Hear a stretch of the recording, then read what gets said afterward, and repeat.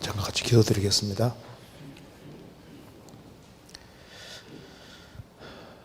은혜와 사랑이 풍성하신 하나님 아버지, 마땅히 형벌을 받을 수밖에 없는 저희들을 주의 보배로운 피로 구원해 주신 것을 진심으로 감사합니다. 주님의 이 크신 은혜와 사랑을 무엇으로 보답할 수 있겠습니까? 이 귀한 복음을 우리의 사랑하는 가족들, 친척들, 이웃에게도 이 복음을 증거할 수 있도록 도와주옵소서. 주님 오시는 그날 우리가 접촉하는 사람들을 주님 품으로 인도하고 주님 앞에 설 수 있도록 더욱 역사해 주시옵소서. 오늘 이 시간 주 성령께서 함께해 주시고 하나님의 말씀으로 우리 영혼을 환하게 비춰주시고 우리가 주 안에서 어떻게 행할 것을 알 수 있도록 도와주옵소서. 마음속에 여러 가지 의문들이 하나님 말씀으로 해결될 수 있도록 도와주옵소서. 오늘 모든 시종 주 성령께서 함께해 주시고 도와주시기를 간절히 의지하오며 주 예수 그리스도 이름으로 기도하옵나이다. 아멘. 성경 요한계시록 14장 찾겠습니다. 요한계시록 14장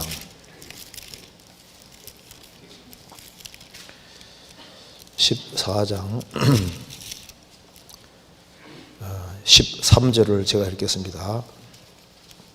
13절 14장 13절입니다. 또 내가 들으니 하늘에서 음성이 나서 가로되 기로 가라 자금이오로 주 안에서 죽는 자들은 복이도다 하시매 성령이 가라사대 그러하다 저희 수고를 거치고 쉬리니 이는 저희의 행한 일이 따름이라 하시더라. 거기까지입니다. 오늘 주일이기 때문에 오늘 12시 반에 끝나겠다 생각할 텐데 12시 반에는 못 끝납니다. 그래서 한 12시 한 50분 정도까지는 간다고 생각하고 좀 듣는 게 좋겠습니다. 괜찮겠죠? 이제 집회 마지막 날이기 때문에 한번 좀 말씀을 드려보도록 하겠습니다. 시계 안 보셔도 제가 보고 이제 마실 테니까요. 여기 요한계시록 14장 13절에 또 내가 들으니 사도 요한이 들었습니다. 하늘에서 음성이 나서 가로되 기로 가라. 중요한 것이기 때문에 기로 가라고 하신 겁니다. 자금 이후로 주 안에서 죽는 자들은 복이도다. 사람은 크게 두 부류로 갈라지는데 주님 밖에 있는 사람과 안에 있는 사람 둘로 갈라집니다. 그래서 여기 주 안에서 죽는 자들은 주님 밖에 있다가 주님 안에 들어오는 것이 그것이 이제 구원받는 겁니다. 그래서 주님 밖에 있다가 어느 날 복음을 통해서 거듭날 때 주님 안에 들어오고 그래서 주님 안에 들어와서 주 안에 살다가 주 안에서 죽는 자들은 복이 있다. 세상에서 가장 복된 것은 그리스도 밖에 있다가 안에 들어오는 것이 참 행복이고 주 안에서 사는 것이 행복입니다. 그리고 주님 안에서 죽는 사람은 복이도다 하심에 성령이 가라사대 그러하다. 저희 수고를 그치고 쉬리니 이는 저희의 행한 일이 따름이라 하시더라. 주님 안에 들어와서 주 안에서 행한 모든 수고들이 있는데 그 주 안에서 한 수고는 지상에서 끝나는 게 아니라 저 천국까지 따라간다고 하신 겁니다. 그러하다 저희 수고를 거치고 쉬리니 천국 가면 이제 영원히 안식하고 오시는 겁니다.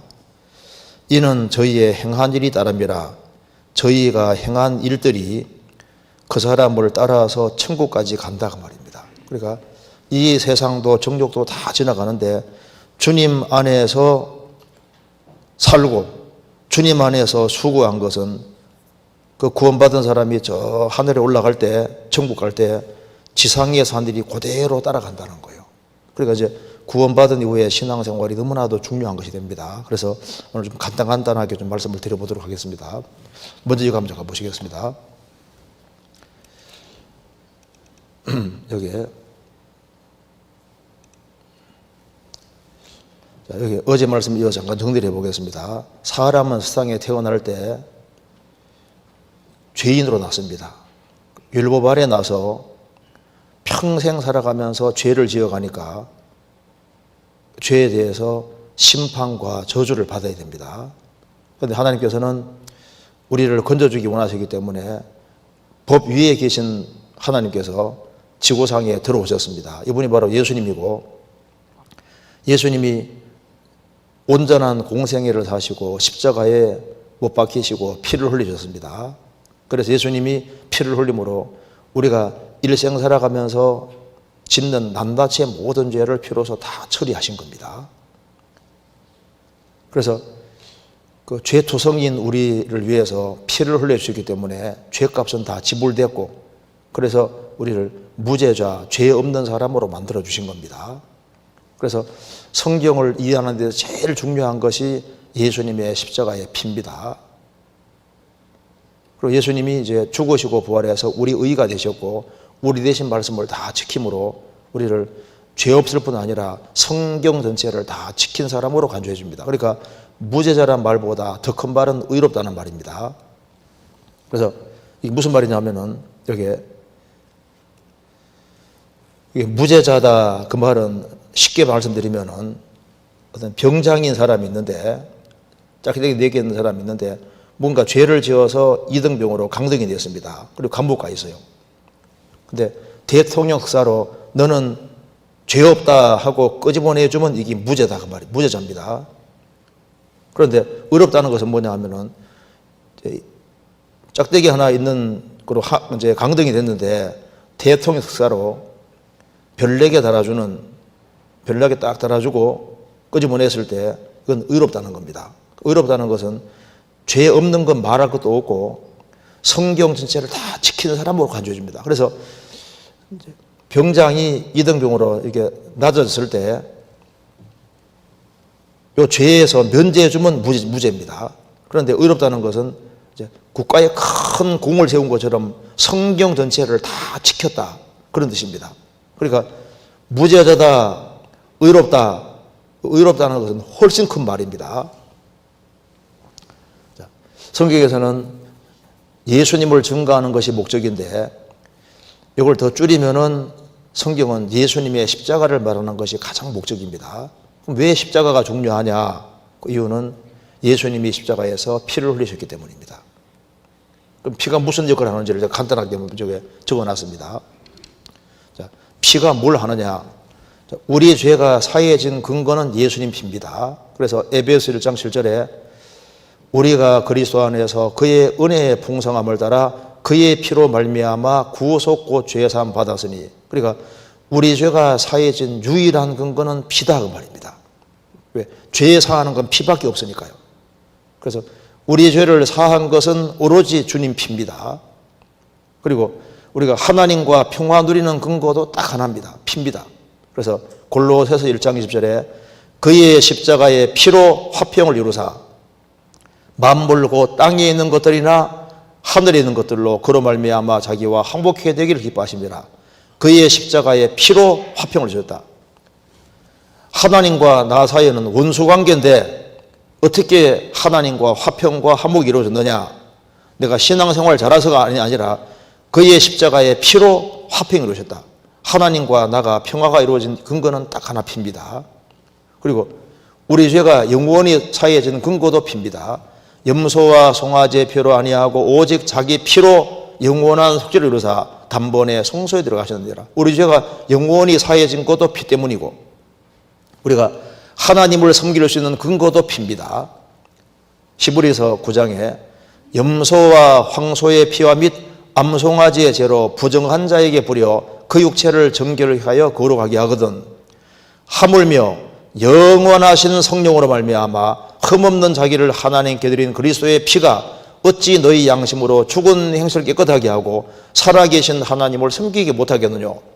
구약시대 때는 염소와 황소의 피와 및 암송아지의 죄로 부정한 자에게 부려 그 육체를 정결케 하여 거룩히 하거든. 구약시대 때 염소와 황소의 피 그리고 암송아지 죄는 무슨 말이냐면은 수시로 짐승 죽이기가 안 쉬우니까 암송아지를 죽여서 다 태우면은 죄가 나옵니다. 그 죄를 딱 모아놓고 이제 그때그때마다 암송아지 재를 뿌리면서 이게 피하고 똑같은 역할을 했습니다. 그래서 구약시대 때는 짐승의 피를 의지해서도 살아계신 하나님을 섬겼다면 하물며 영원하신 성령으로 말미암아 흠없는 자기를 하나님께 드린 그리스도의 피가 어찌 너희 양심으로 죽은 행실에서 깨끗하게 하고 살아계신 하나님을 섬기게 못하겠느냐. 영원하신 성령으로 흠없는 자기를 하나님께 드리는 그리스도의 피는 살아계신 하나님을 당연히 섬기게 할 수 있는 것이다. 짐승의 피에 의지해서도 하나님 섬겼다면 예수님 피를 의지해서 항상 살아계신 하나님께 나아갈 수 있고 하나님 섬길 수 있다는 겁니다. 그리고 우리가 이제 하나님 앞에 나아가고 그리고 이제 하나님 품에 안기고 얼마든지 하나님 가까이 할 수 있는 근거는 피입니다. 히브리 10장에 이것을 사하셨은즉 다시 죄를 위하여 제사 드릴 것이 없느니라. 그러므로 형제들아 우리가 예수의 피를 힘입어 성소에 들어갈 담력을 얻었나니 그 길은 우리를 위하여 휘장 가운데로 열어놓으신 새롭고 산 길이요 휘장은 곧 저의 육신이라. 주님 피로 죄를 사했기 때문에 다시는 죄를 위해 제사 드릴 것이 없느니라. 그러므로 형제들아 우리가 예수의 피를 힘입어 성소에 들어갈 담력을 얻었나니 살아계신 하나님께 담대하게 나아갈 수 있는 근거가 뭐냐. 이게 말씀하기를 우리 연보를 힘입어서도 아니고 우리의 선행을 힘입어서도 아닙니다. 우리 눈물을 힘입어서도 아니고 예수의 피를 힘입어서 성소에 들어갈 담력을 얻었다. 여기 성소는 지성소입니다. 왜냐하면 예수님이 십자가 달리실 때 성전 안에 휘장이 위로부터 아래 쫙 찢어졌습니다. 그래서 성소와 지성소 차이가 있었는데 예수님이 십자가 달리심으로 성소와 지성소 차이가 없어지게 된 겁니다. 그래서 성소에 들어갈 담력을 얻었다. 성소 안에 하나님이 계신데 무한히 걸어가신 하나님 앞에 들어갈 담력을 얻었다. 그래서 성전에 휘장이 있는데 휘장 뒤는 성소, 뒤는 지성소, 앞은 성소입니다. 휘장이 바로 예수님 육체라고 했습니다. 그러니까 성전 안에는 우리 예수님 몸 안에는 하나님이 계셨고 밖에는 죄인이 있습니다. 그래서 예수님 몸이 쫙 찢어지심으로 하나님과 인간 사이에 막힌 담이 완전히 흘리게 되었습니다. 그리고 우리가 죄에서 해방된 것도 핍니다. 우리를 사랑하사 그의 피로 우리 죄의 소리를 해방하시고 우리 죄에서 우리 죄를 해방하게 된 것은 바로 피 때문입니다. 피로 값을 지불하셨으니까요. 그리고 우리가 도대체 어떻게 의롭게 됐느냐. 그러면 이제 우리가 그의 피를 힘입어 인하여 의롭다 하심을 얻었은즉 더욱 그로 말미암아 진도하심에서 구원을 얻을 것이니 예수님 피를 인해서 죄 사함만 받은 것이 아니라 의롭다 하심을 얻었은즉 더욱 그로 말미암아 진노하심에서 구원을 얻을 것이니 예수님 피로 우리 죄를 사했을 뿐 아니라 우리를 의롭다고 하셨으니까 당연히 하나님의 진노하심에서 구원된다 그 말입니다. 그리고 우리가 주님 오시는 그날 들림받는 근거가 우리가 신앙생활 잘해서 들림받느냐? 아닙니다. 피입니다. 여기에 요한계시록 5장 9절에 새 노래를 노래하여 오르되 책을 가지시고 그 인봉을 떼기 합당하시도다. 일찍 죽임을 당하사 각 족속과 방언과 백성과 나라 가운데서 사람들을 피로 사서 하나님께 드리시고. 여기 이제 주님 앞에 지금 그리스도인들이 가 있는 장면입니다. 자, 그리스도인들이 어떻게 하나님 앞에 설 수 있느냐? 일찍 죽임을 당하사 각 족속과 방언과 백성과 나라 가운데 사람들을 피로 사서 하나님께 드리시고 예수님 피로 우리를 값주고 샀기 때문에 주님의 것이 됐고 주님 것이 됐으니까 주님 데려가시는 거예요. 그러니까 우리가 주님 오시는 그날 들림받고 천국 가는 이유는 딱 하나입니다. 그러니까 교회 생활 충실히 하고 뭘 잘해서 가는 게 아니고 주님 표로 값주고 샀으니까 주의 것이 됐고 그러니까 주님이 주님 것이니까 우리가 데려가시는 거예요. 무슨 말이 되시죠? 그래서 그리고 주님 피가 나와 연결되는 게 제일 중요한 겁니다. 여기에 신옷을 입은 근거도 빈데 신옷 입어야 천국 가는 말 많이 들어보셨을 겁니다. 계시록 7장에 장로 중에 하나가 응답하여 내게 이르되 이 흰옷 입은 자들이 누구며 또 어디서 왔느뇨? 내가 가로되 내 주여 당신이 알리다 하니 그가 나더러 이르되 이는 큰 혼란에서 나오는 자들인데 어린 양의 피에 그 옷을 씻어 희귀하였느니라. 흰옷 입었다는 건 뭐냐면 어린 양의 피에 그 옷을 씻어 희귀하였느니라. 그러니까 예수님 피로 죄 씻음 받은 사람이 흰옷 입은 사람인 거예요. 성경에서는 그게 네 부류의 사람을 얘기하고 있는데요. 옷에 대해서 성경에서 말씀하기를, 자, 첫째는 주님 앞에 완전히 벌거벗고 서는 사람이 있습니다. 그러니까 아무것도 걸치지 않은 거예요. 완전히 벌거벗었습니다. 이 사람은 어떤 사람이냐 하면은 죄인으로 나서 죄를 짓고 살다가 평생 아까운데 치렀다가 죽는 사람은 전혀 옷을 걸치지 않은 사람하고 똑같은 거예요. 이 사람은 지옥 갑니다. 자, 그런가 하면은 성경에 말씀하기를 또 더러운 옷을 입고 서는 사람이 있다고 했습니다. 더러운 옷을 입었어요. 이게 뭘 말하냐면은 천국 갈 때 자기 행위를 의지해 천국 가려고 하는 사람, 이 사람이 더러운 옷을 입은 사람입니다. 그래서 성경에 말씀하기를 대조리는 다 부정한 자 같아서 우리의 의는 다 더러운 옷 같으며, 이사야 64장에 말한 대로 자기 의를 의지해 살아가는 사람은 하나님 볼 때 더러운 옷을 입은 사람입니다. 이 사람도 천국 당연히 못 갑니다. 그리고 또 성경이 말씀하기를 신명기 22장에 양털과 배실로 섞어 잠그지 말지니라. 그러니까 양털하고 배실을 하고 섞었습니다. 그래서 양털과 배실을 섞지 말지니라. 양털은 어린 양 대신 예수님의 공로를 가리키는 거고, 배실은 인간 공로 가리킵니다. 이게 왜 그러냐면은 배실은 그냥 생기는 게 아닙니다. 자, 그리고 여기에 배실이 만들어지려면 그냥 안 만들어지잖아요. 일단 땅에다가 심고, 그리고 여기에 거름도 주고 딱 자라게 해서 칼로 베고, 그 다음에 실 잡는 공정통에서 나오는 거니까 여기 인간의 공로 가리키는 거예요. 어린 양 대신 예수님의 공로에다가 자기 공로를 덧붙이면 이게 다른 복음이고, 다른 복음 전하는 사람은 무조건 성경의 저주라고 했습니다. 그러니까 이건 양털과 배실로 섞어 나가지 말지니라. 신명기에 나옵니다. 22장에. 그럼 어떻게 하면 천국 가느냐? 흰옷 입어야 가는데 어떻게 하는 게 흰옷 입는 거냐? 어떻게 하는 게 흰옷을 입는 거냐? 어린 양의 피에 죄를 씻었다고 말입니다. 그러니까 예수님의 피 공도, 이게 완전한 공도 받아들일 때, 이것이 주님 보실 때 여기 흰옷 입은 것이 되는 겁니다. 그러니까 이거 다 안 되는 겁니다. 그런데 많은 사람들이 뭐 대충 믿으면 되지, 아니에요. 양털과 배실로 섞어 장가해 보면 다른 복음이 되는데, 자, 쉽게 말씀드려서 양털 50%, 배실 50%, 즉 예수님 공로 50%, 자유 공로 50%, 이거 다른 복음입니다. 무조건 멸망이거든요. 그리고 어떤 사람은 양털 90%, 배실 10%, 어디 갈까요? 천국 못 가는 거예요. 그러면 이제 양털 99.99%, 양털 0.01% 어떻게 될까요? 똑같이 망하는 겁니다. 하나님이 안 된다면 절대 안 되는 거예요. 그래서 예수님의 완전한 공로를 딱 받아들일 때 그것이 흰옷 입은 사람이에요. 그래서 오로지 예수님의 공로 때문에 천국 간다 그 말입니다. 이게 확실히 되는 거예요. 그래서 우리가 구원되는 것은 다 예수님의 피입니다. 그래서 우리 오늘 방금 찬송 불렀던 것 중에 이거 보시겠습니다. 이거 방금 불렀습니다.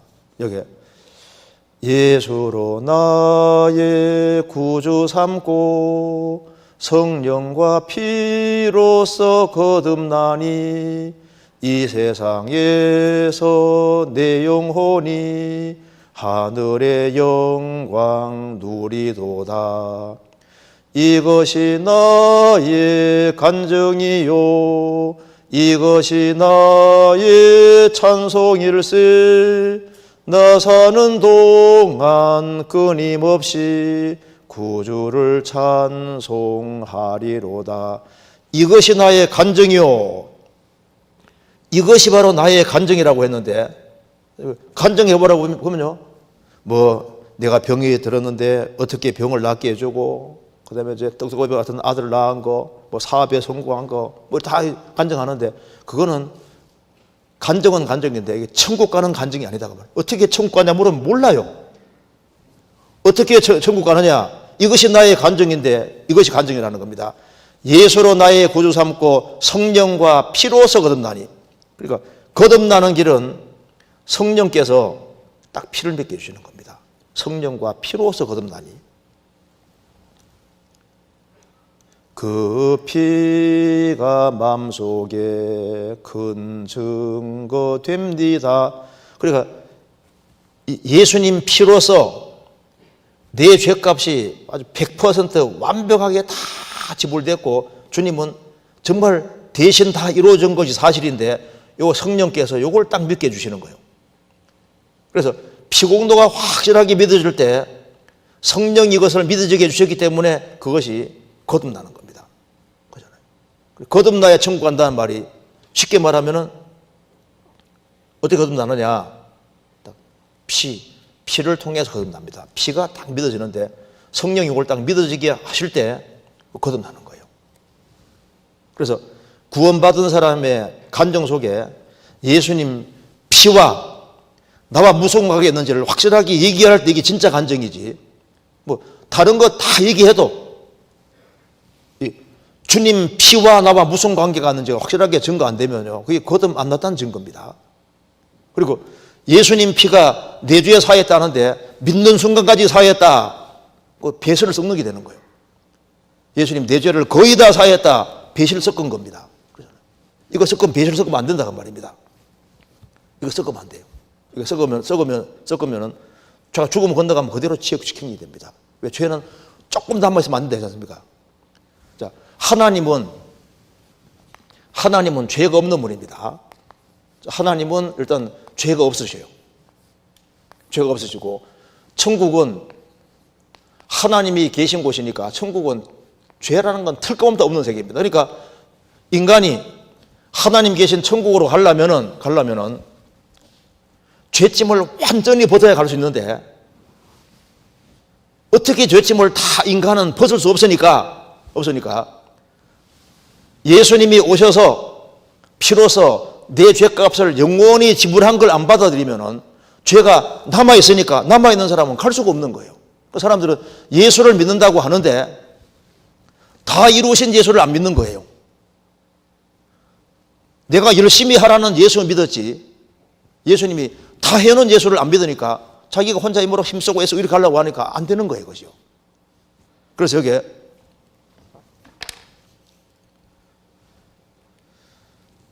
여기 보시면요, 사도행전 2장 38절, 죄 사함을 얻으라, 그리하면 성령을 선물로 받으니. 죄를 사함 받은 사람 속에 성령이 선물로 와 계시는 겁니다. 그래서 구원받기 전에는 하나님은 심판하자, 나는 죄인인데, 예수님과 예수님 공도를, 피공도 딱 받아들일 때 순식간에 심판자는 아버지가 되는 아버지 아들이 되는 겁니다. 구원받은 사람은 아버지 아들인 겁니다. 그래서 여기 로마서 8장 15절 17절에 너희는 다시 무소하는 종의 영을 받지 아니하였고 양자의 영을 받았으므로 아바 아버지라 부르셨느니라. 여기 너희는 다시 무소하는 종의 영을 받지 아니하였고, 교회 생활을 하더라도 주님 피공도를 통해서 구원 안 받은 사람은 무소하는 종의 영을 받았습니다. 여기 종은 특징이 주인이 무서워요. 무서워하는 종의 영을 받지 아니하였고, 그래서 마음이 항상 달랑박삽니다. 종의 영이니까. 그래서 열심히 하면은 마음 편안하고 천당 갈 것 같고, 또 잘못하면은 항상 지옥 갈 거, 이게 두려운 거예요. 그런데 우리는 종의 영을 받지 아니하였고 양자의 영을 받았으므로 아바 아버지라 부르시느니라. 성령은 양자의 영입니다. 아들의 영입니다. 성령이 신이 우리 영으로 더불어 우리가 하나님의 자녀인 것을 증거하시나니. 그러니까 양자의 영, 아들이다 그 말입니다. 성령은 양자형입니다. 이거 보시죠. 이게 무슨 말이냐면은 여기 어떤 노예 주인입니다. 노예 주인이 노예를 끌고 가고 있습니다. 그런데 한 돈 많고 권세 많은 사람이 보니까 이 노예가 너무 불쌍한 거예요. 그래서 돈 많고 권세 많은 사람이 노예 주인에게 말합니다. 노예 값이 얼마요? 그래서 아유 돈 이만큼 주면은 당신에게 주겠소. 그래서 이 노예 주인에게 이 사람이 엄청난 값을 지불하고 노예를 해방시킵니다. 그러면 이 노예는 노예 문서가 쫙 찢어지고 이제 노예에서 벗어나서 해방이 돼서 자유민이 된다면은 얼마나 좋겠습니까? 그런데 돈 많고 권세 많은 사람은 이 사람을 노예에서 해방시켜서 자유민 만들었을 뿐 아니라 이 노예를 더 불쌍히 여겨서 아예 이 사람을 자기 아들로 삼았습니다. 이랬을 때 아들로 삼았을 때 요걸 양자라 이렇게 말합니다. 그러면 노예가 자유민이 됐을 때도 행복한데 돈 많고 권세 많은 사람이 아들이 됐으니까 이 사람은 이제 아버지가 되고 아들이 됐으니까 아버지가 누리는 모든 걸 자기가 누리게 되고 아버지 돌아가시면 아버지 모든 게 자기 것이 되는 거예요. 그것처럼 우리가 죄값에 팔려서 지옥 가고 있을 때 예수님이 보배로운 피로서 우리 죄값을 완전히 지불해 주고 죄에서 해방만 시켜준 것도 감사한데 해방시켰을 뿐 아니라 우리에게 성령을 주심으로 우리를 양자 아들로 삼았다 그 말입니다. 그래서 너는 죄사함 받았다 의롭다함을 얻었다 이거보다 훨씬 더 큰 말이 너는 내 아들이다. 성경에서 제일 큰 말이 바로 이겁니다. 너는 내 아들이다. 아들이 됐으니까 당연히 하나님 모든 걸 상속받는 거예요. 그래서 여기 말씀하기를 여기 다시 보시면 여기 양자형을 받았으므로 아바 아버지라 부르짖느니라. 이제 하나님을 아버지라 부르게 됐다 그 말입니다. 성령이 신이 우리 영으로 더불어 우리가 하나님의 자녀인 것을 증거하시나니 자녀이면 또한 후사 상속자입니다. 곧 하나님의 후사 하나님의 상속자요 그리스도와 함께한 후사니 그리스도와 함께한 공동후사다. 조인트입니다. 공동후사니 우리가 그와 함께 영광을 받기 위하여 고난도 함께 받아야 될 것이니라. 우리는 그리스도와 함께한 후사니까 최고 부자가 누구냐? 그리스도인입니다. 우리가 예수님과 공동사라는 것은 뭐냐면 그리스도와 함께한 후사다. 공동 상속자입니다. 그리스도의 공동 상속자니까 그리스도가 누리는 걸 다 누릴 수 있는 사람이 됐습니다. 아들이 됐으니까 천국은 자동으로 가고 그리고 그리스도 공로가 그리스도의 모든 것이 다 우리 것이 되는 거니까 세상에서 최고 부자가 누구냐? 그리스도입니다. 그래서 아무것도 없는 자 같으나 모든 것을 가진 자니라. 자, 100 빼기 1은 99입니다. 자, 그런데요, 인생이 온갖 것이 다 있어도 그리스도가 없으면은 사실은 99면 좋은데 이게 아니고요. 제로가 되는 겁니다. 인생은 무조건 제로예요. 그런데 나는 뭐 무일편이 없고 아무것도 없어요. 아무것도 없는데 그리스도가 있습니다. 그럼 이 사람은 무조건 100점입니다. 왜? 그리스도의 모든 게 자기 것이 됐으니까. 그래서 세상에서 가장 부유한 사람이 누구냐? 그리스도인이 제일 부유한 사람. 그리스도인이. 여기.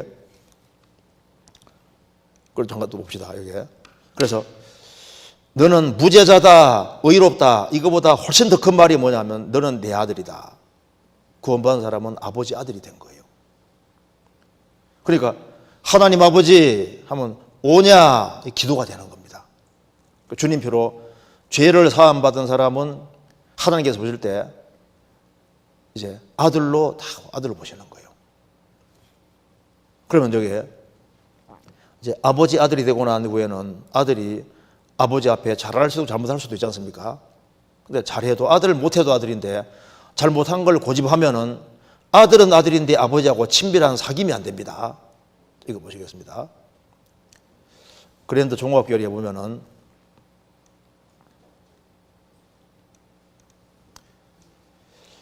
이미 의롭다함을 얻은 성도들이 반복적으로 회개하는 것은 하나님의 심판의 형벌을 받지 않기 위해서입니까?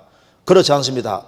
왜냐하면 이미 그리스도를 믿음으로 의롭게 된 성도들은 그 믿는 순간부터 구원을 받아 죄의 형벌에서부터 면제되었기 때문입니다. 즉 하나님께서 성도들을 의롭게 하신 것은 과거 죄에서 해방시켜 주신 것만을 의미하는 것이 아니라 현재나 미래의 모든 죄까지 이미 해결해 주신 것입니다.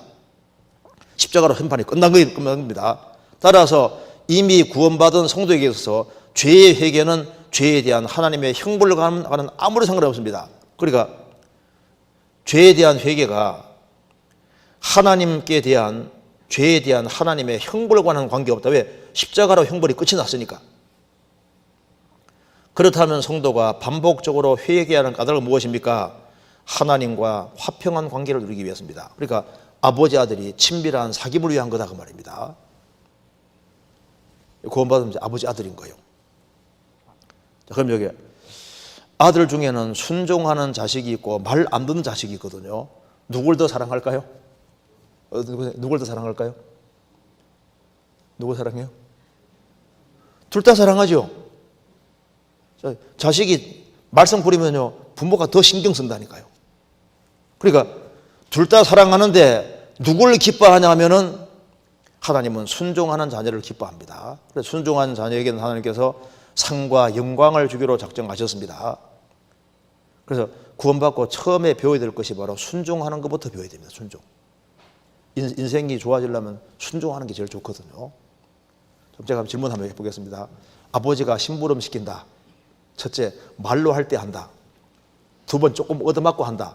세 번째, 끝까지 버티다가 쫓겨난다. 어느 게 맞습니까? 무조건 제일 좋은 것은 아버지가 말하면 이게 제일 좋은 거예요. 자녀가 태어나면 제일 먼저 배워야 될 것이 뭐냐면 부모 말 순종하는 거 배워야 된다고요. 군대 가면 군대 명령에 복종하는 것부터 배워야 됩니다. 그리스도인이 되고 난 이후에 제일 중요한 것이 뭐냐면 일단 순종하는 거 이거 배워야 되는 거예요. 이게 자기 행복으로 가는 길이 되는 겁니다. 그리고 이제 아들이 불순종을 하고 끝까지 버티면은 하나님께서 요놈보라 하고 때리는 것이 있는 거예요. 그래서 자백은 아버지가 지적할 때 원래 동의란 뜻입니다. 동의. 아버지 잘못한 거 맞습니다. 다음부터는 안 그렇게 했습니다 하고 돌이키면은 아버지가 다음부터 그러지 하지 말아라 하면 교제가 되지 않습니까? 그런데 끝까지 계속 아버지가 경고하는데도 안 듣고 하면요 하나님은 사랑하시기 때문에 징계하는 것이 있는 거예요. 여기 히브리서 12장에 너희가 참으면 징계를 받기 위함이라 하나님이 아들과 같이 너희를 대우하시나니 어찌 아비가 징계하지 않은 아들이 있으리요 징계는 다 받는 것이거늘 너희에게 없으면 사생자여 참아들이 아니니라. 이제 구원받으면은 하나님이 아들처럼 너희를 대우하신다. 아들과 똑같이 다루시는 거예요. 어찌 아버지가 징계하지 않는 아들이 있으리요 징계는 다 받는 것이거늘 너희에게 없으면 사생자여 참아들이 아니니라. 징계는 다 합니다. 다 받는 것이거늘 너희에게 없으면 사생자요 참아들이 아니다. 부모가 남의 자식은 내버려둬도 자기 아들은 근실하게 징계하잖아요. 구원받은 사람은 징계가 있습니다. 자, 그리고 여기에 이제 지금 주님표로 구원받은 사람이 이제 신앙생활에 대해서 한번 잠깐 정리해 봅시다. 우리가 이제 구원을 받았다 이렇게 말할 때 구원받았다는 말은 죄 사함 받았다, 의롭다함을 얻었다, 하나님의 아들이 됐다, 영혼이 구원됐다 그런 뜻입니다. 베드로전서 1장에 믿음의 결국 곧 영혼의 구원을 받음이라. 우리 영혼이 멸망하지 않게 됐다는 겁니다. 그래서 죄 사함 받았다, 의롭다함 얻었다, 하나님의 자녀다, 영혼 구원되다 그런 뜻인데요. 구원받을 때 성령께서 구원받은 사람 영 속에 들어오십니다. 그래서 주님 피로 죄 사해진 것이 확실하게 믿어진 사람은 성령을 쓰다는 증거입니다. 그리고 이제 성령이 한번 들어오시면 절대 안 나갑니다. 그래서 왜 구원받은 사람의 구원이 보장되냐 하면 성령은 한 번 들어오시면 절대 못 나가요. 그래서 성경에서 에베소서 1장, 고린도 후서 1장과 5장에 보면은 성령님은 보증이라고 했습니다. 그래서 주님 표로 죄를 파함받은 사람 속에는 성령이 안 나갑니다. 성령이 탄식하고 슬퍼할 수 있지만은 구원받은 사람은 성령이 나갈 수가 없어요. 왜? 보증으로 들어오셨으니까. 성령은 보증입니다. 그런데 구원을 받아서도 구원받은 사람 속에 여기 이제 소마라는 것이 있고 사르커스가 있는데, 소마는 영어로는 바디고 우리나라 말로 하면 몸입니다. 몸. 사르커스는 영어로 하면 플래시고 여기 죄의 기질을 말합니다. sinful nature, 죄된 본성이 구원받은 사람이 있는데, 한 사람이 구원을 받아도 성령이 안 나가시는 것처럼 죄의 기질은 죽을 때까지 남아 있습니다. 그래서 죄값은 지불됐지만은 죄의 기질은 남아 있고, 이것이 약해는 저도 안 없어요. 그래서 성경이 이렇게 말했습니다. 저도 처음에 이게 왜 구원받은데 죄의 기질이지, 이것 때문에 고민이 많았습니다. 구원을 받은데 왜 내 속에 죄가 나올까? 제가 성경 이 구절을 보고 이해를 했습니다. 베드로전 3장 21절에 육체의 더러운 것을 제하여 버림이 아니요 오직 선한 양심이 하나님을 향해 찾아가는 것이더라. 구원받고 난 이후에 육체의 더러운 것을 제해버려 비워 한 번쯤은 죽을 텐데 제해버린 것이 아니다, 이 말은 뭡니까? 우리 속에 남아있다고 말입니다. 그래서 죽을 때까지, 주님 앞에 갈 때까지 타락된 기질은 사르커스는 안 없어지는 거예요. 이게 언제 없어지느냐? 예수님이 재림할 때 우리 몸도 주님 피로 갑주가 서졌기 때문에 우리 영혼 몸 전체를 영광스러운 몸으로 바꿀 때, 이때는 죄의 기질이 싹 없어집니다. 그러니까 주님 재림하시면은 타락된 기질을 완전히 없애기 때문에 그리스도인들은 죄를 지울 수 없게 되는 거예요. 그런데 살아있는 동안에는 육체의 더러운 게 죄진 것이 아니기 때문에 항상 죄를 지을 가능성이 있는 겁니다. 예수님도 말씀하셨습니다. 육으로 난 것은 육이요 성령으로 난 것은 영이니, 거듭나는 건 성령으로 거듭나는데, 육으로 난 것은 항상 육입니다. 육은 죽을 때까지 육이에요. 성령으로 난 것은 영이 거듭나, 영이. 그래서 이제 구원받으면은 타락된 기질이 없어지기를 바라지만 안 없습니다. 그렇게 막 기도를 세게 하고 뭘 해도 안 없어요. 그래서 내가 신앙생활을 오래 했으니까 이제 기질이 없어졌겠다 싶은데 아닙니다. 누가 열받게 하고 그게 너무 심하면요 속에 튀어나오거든요. 그래서 내가 참아야지 하다가 너무 한계가 넘어가면요 이제 못 참아 해가지고 한 바탕 버리기도 하잖아요. 왜? 기질이 남아있으니까. 이게 다 구원받고 없어지면 좋은데 이게 없어지는 게 아니라니까요. 이것도 보시겠습니다. 그래서 구원받으면은 이제 두 개가 싸웁니다. 내가 이르노니 너희는 성령을 쫓아 행하라. 그리하면 육체의 욕심을 이루지 아니하리라. 자, 여기 보시죠.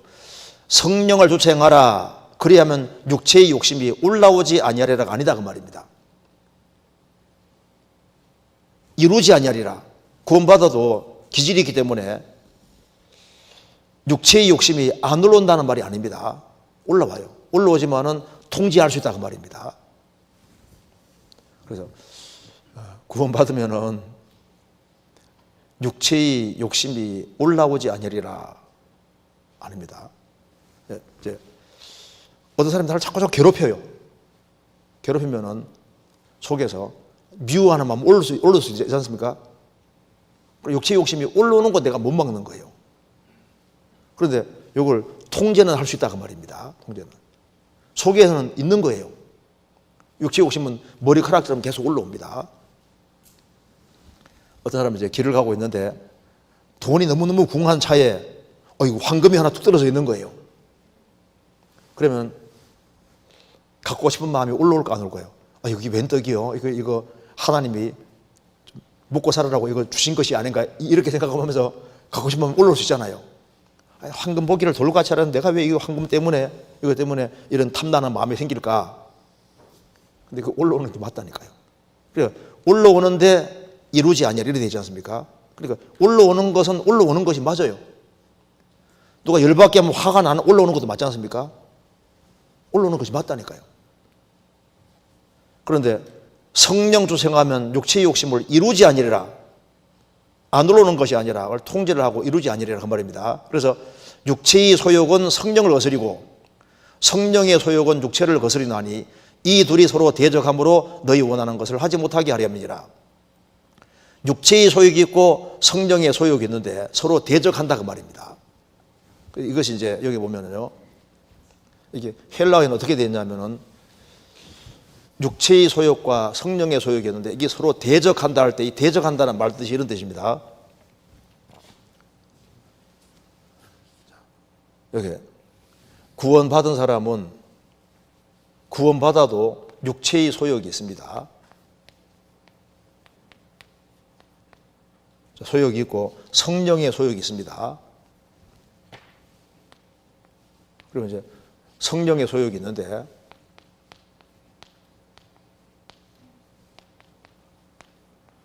자, 이게 왜 그러냐면 보세요.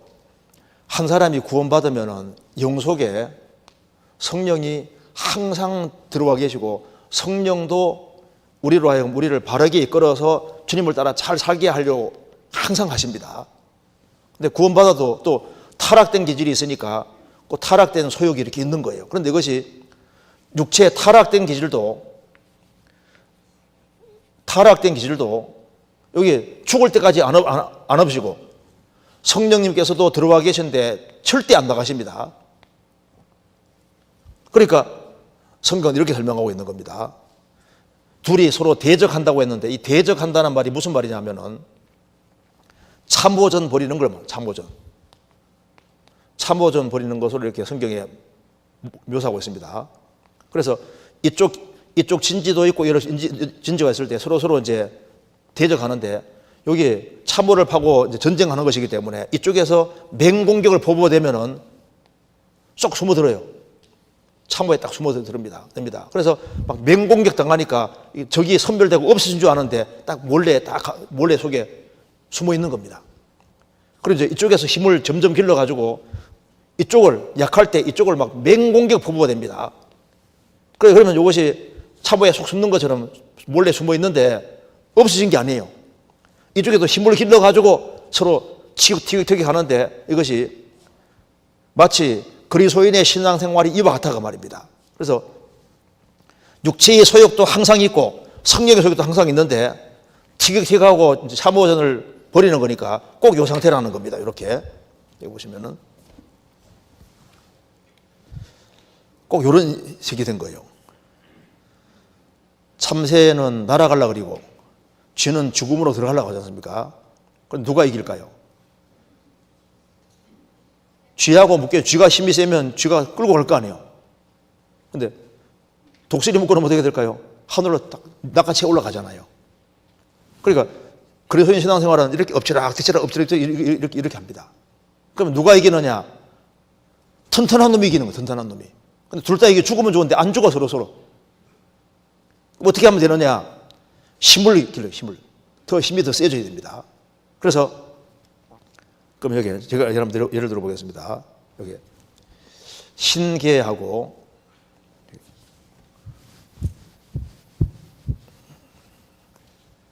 자, 흰개가 있고 검은 개가 있다 봅시다. 그런데 크기도 비슷하고 힘도 비슷해요.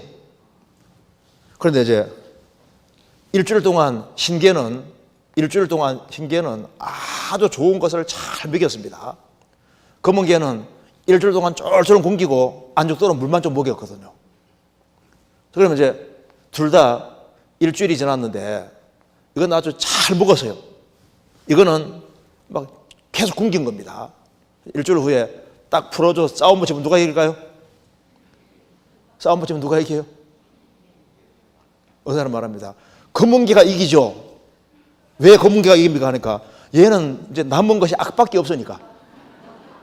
그게 아니라 흰 개가 이깁니다. 잘 먹여주는 쪽 이기는 거예요. 그러니까 구원받은 사람에게 영혼이 있고 육체의 소욕이 있는데 이 영혼에다가 잘 먹여주면 말씀을 잘 먹여주면 영혼이 강건해지니까 육체의 소욕을 이기고 살 수 있는데 영혼에게는 하나도 안 먹여주고 육체에다가 필요한 것만 자꾸 줘서 뭐 세상 것을 막 계속 이렇게 넣어주고 하면요, 이 쭈기가 힘이 세지니까 일로 끌고 가려고 한다니까요. 그러니까 어느 쪽에 잘 먹이느냐, 이것이 이제 중요한 문제가 되는 거예요. 그렇지 않습니까? 구원받으면은 꼭 이 상태가 오게 되면 티격티격 이런 일이 계속 벌어지는 거예요. 그래서 여기 이제 잠깐 보시면, 그래서 구원받은 사람은 다 신앙생활을 잘하기 원하는데 구원받아도 적이 세 개가 있습니다. 육신, 죄된 본성이 주님 앞에 갈 때까지 안 없어져요. 또 한 가지는 세속적인 세상에 이제 우리 살아야 되거든요. 주님 올 때까지는 계속 살아야 된다고. 그리고 구원받은 사람에게 마귀가, 구원받은 사람 영 속에 들어올 수는 없지만은요, 마귀는 지구상에 계속 존재합니다. 그래서 구원받은 사람은 영혼 멸망은 없지만은 마귀에게 시험받고, 그러기 위해서 그리스도 신앙생활을 넘어뜨리려고 하는 거니까 육신, 세상, 마귀, 이 세 가지가 우리적으로 항상 존재하는 거예요. 그래서 신앙생활에 야고보 4장 보면은 신앙생활에 적이 세 가지인데, 지체적에 싸우는 정욕, 육체의 정욕, 욕심입니다. 그러니까 타락된 기질을 말하는 거고, 가늠한 여자들이여 세상과 벗된 것이 하나님의 원수임을 알지 못하느뇨. 이 죄 많은 세상도 있고, 또 마귀를 대적하라 그리하면 너희를 피하리라. 그러니까 육신의 정욕, 타락된 기질도 있고 세상에도 살아야 되고 마귀도 있으니까 이 세 가지 적이 항상 존재하게 되는 겁니다. 적이. 그럼 우리가 어떻게 하면 이 세 가지를 이길 수 있을까? 우리 힘으로 안 돼요. 그렇기 때문에 하나님께서 방법을 주신 겁니다. 어떻게 타락된 기질, 죄 많은 세상, 마귀의 시험을 어떻게 이기고 신앙생활을 할 수 있을까? 제일 첫 번째는 우리가 이제 신앙생활을 잘해야 되는데, 신앙생활을 잘하기 위해서 제일 먼저 필요한 것이 뭐냐면요, 이게 우리는 주님 앞에 갈 때까지 하나님의 은혜를 받고 살아야 됩니다. 하나님의 은혜를 받고 살아야 되는데, 은혜를 받는 제일 좋은 길이 구원받을 때도 겸손할 때 구원의 은혜가 임했습니다. 구원받고 난 이후에 계속적으로 하나님 은혜가 임하려면 겸손해야 됩니다. 그러니까 자기를 낮추면은 하나님 은혜가 듬뿍 내려오니까 신앙생활을 잘할 수 있는 거예요. AD 4세기 5세경에 아우구스티누스,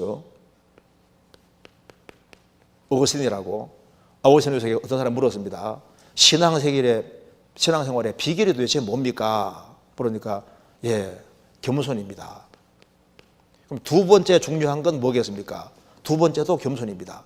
그럼 세 번째는 뭐겠습니다? 세 번째도 겸손입니다. 이 말이 사실 맞는 얘기입니다. 겸손이 신앙생활에서 제일 중요한 키가 되는 거예요. 그리고 이제 사람 마음을 낮추면은 전부 다 은혜로 와닿게 되거든요. 그래서 마음을 낮추면은 누가 설교를 좀 부실하게 해도 오늘 이번에 뭐 바빴던 모양이다, 최대한 이해를 하려 하지 않습니까? 구회 모임 갔는데 누가 지루하게 간증해도 마음 낮춘 사람은 듣는 중에도 감사를 받을 수 있는데, 마음이 좀 높아지면요, 저 따위를 설교라고 해? 간증도 저거 누가 중지시키면 좋겠는데 이러면서 문제가 되고, 그리고 마음을 낮추면요, 좀 남편이 좀 이렇게 구원받고 난 다음에 남편이 좀 부족한 게 보여도 그 장점을 자꾸 보려고 하게 돼 있습니다. 그렇잖아요. 그러니까 할 때 낮추면은 항상 신앙생활이 유리하고, 그 겸손한 자에게는 주님 은혜 주시니까, 그래서 은혜를 받게 되면은 마음속에 틀림없이 감사가 생기도록 되어 있습니다. 그 첫째는 이제 겸손한 게 첫 번째 중요한 것이고, 또 한 가지는 우리가 단호한 마음이 필요합니다. 단호. 하나님이 살아 계시고 내가 구원을 받고 또 많은 사람 주님 앞으로 인도해야 되니까 신앙생활 하는데 걸리적거리는 것을 아주 과감하게 처리하려고 하는 그런 단호함이 필요한 거예요. 성경에 말씀하기를 하나님이 칭찬한 것 중에 하나가 도마뱀입니다. 이게 도마뱀은 꼬리 딱 잡으면요, 영락없이 딱 잘라버립니다. 목숨 위험하니까. 우리가 신앙생활을 잘해야 되는데 신앙생활을 잘하는 걸 막는 것이 있으면은 아주 과감하게 꼬리 잘라내듯이 아주 단호한 태도를 취해야만 신앙생활을 잘할 수 있는 거예요. 신앙생활을 잘해야 되는데 그러기 위해서는 나쁜 친구 있으면 과감하게 정리하고, 정리가 안 되는 방법이 있습니다.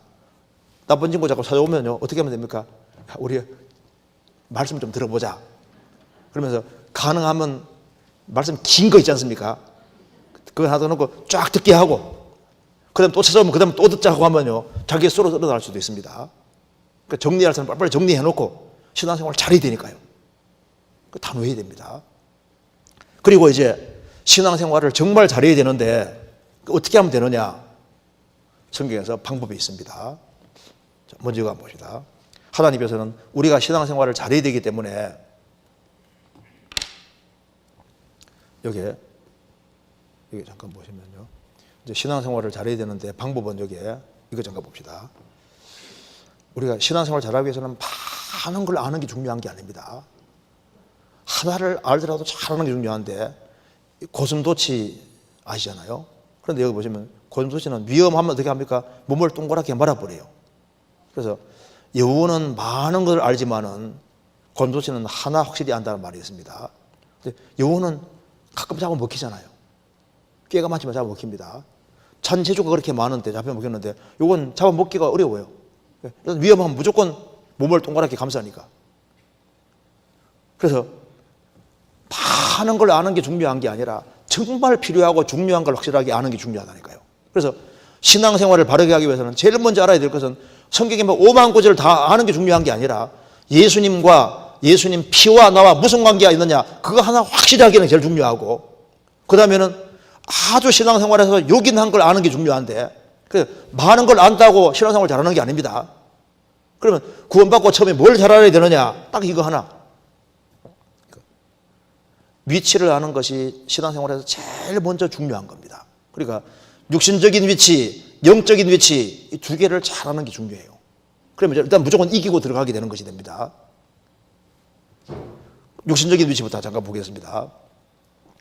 고린도전서 7장에 보면은 이렇게 말씀했습니다.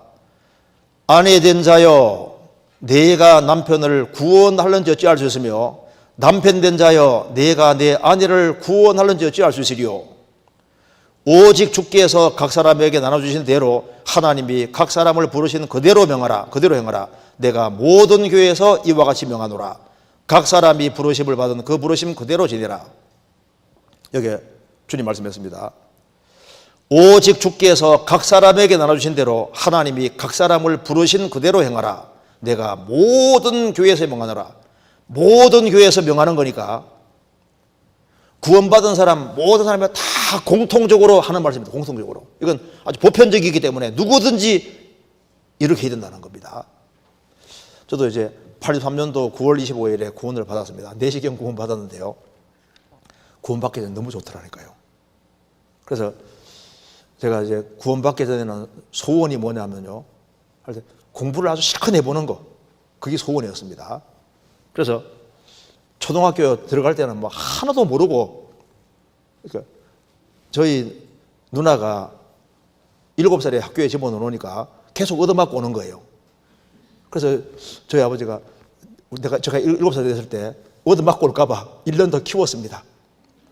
8살에 저를 집어넣었거든요. 그런데 그때까지 아무것도 배운 적도 없고, 저희 어머니 아버지는 바빠가지고 일하느라 바쁘고, 저는 누나 따라다니면서 누나 이제 공무님 따라다니고 했지, 아무하고 뭐 크게 대화한 것도 별로 없고, 그러니까 아무것도 모르고 멍하게 학교 들어간 거예요. 들어갔는데 들어가니까 뭐 숙제를 할 때 그 뜻이 뭔지도 모르겠고, 뭐 반대말 뭐 이렇게 이런 거 있잖아. 도대체 반대말이 뭐 하나도 모르는 거예요. 그래서 완전히 헤맸거든요. 그러다 이제 중학교 이제 갔는데, 아이고, 그러니까 뭐 우리 어머니가 보니까 저리 고생하는데 내가 이래서는 안 되겠다 싶더라고요. 그래서 이제 1학년 1학기 마칠 때쯤에 엄마, 나도 공부 좀 해야 되겠으니까 책 좀 사달라고. 그래가지고 책 사달라고 해가지고 이제 한 달 내내 이제 그냥 공부했습니다. 그래서 그때부터 취미가 붙어가지고요, 공부하는 게 취미가 된 거예요. 그래서 이제 구원받을 때까지 정말 공부는 원 없이 했습니다. 밥만 먹고 공부하는 건 안 쉽거든요. 거의 이제 밥 먹고 이제 공부하는 식으로 해가지고 했는데, 고등학교 때 눈이 아파가지고 참 고생도 많이 하고 이렇게 했는데 글자가 하나로 안 보이니까요. 3년 내내 고생했습니다. 근데 이제 대학에 들어와서 이제 어느 날 구원을 딱 받게 된 겁니다. 83년도 9월 20일 딱 구원 받고 나니까 그 찬학계나 막 공부하는 걸 소원으로 해가지고 이렇게 했는데 구원 딱 받으니까 속에서 공부해서 뭐하나 그 생각이 처음에 딱 올라오더라고요.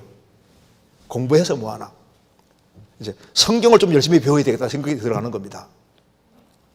그런데 이제 그래서 교회 생활을 이렇게 하다 보니까 속에서 야, 너 학생이잖아, 공부해야 되잖아, 그 생각이 들어오는 거예요. 그래서 내가 공부해야지. 그래서 공부 열심히 하는데 속에서 너는 크리스찬이잖아, 신앙생활 잘해야지. 신앙생활 잘해야지. 그래서 이제 또 신앙생활 하다 보면 또 속에서 야, 너 크리스찬이잖아, 맞아, 신앙생활 잘해야지, 공부 열심히 해야지. 근데 이 마음이 항상 왔다 갔다 하는 거예요.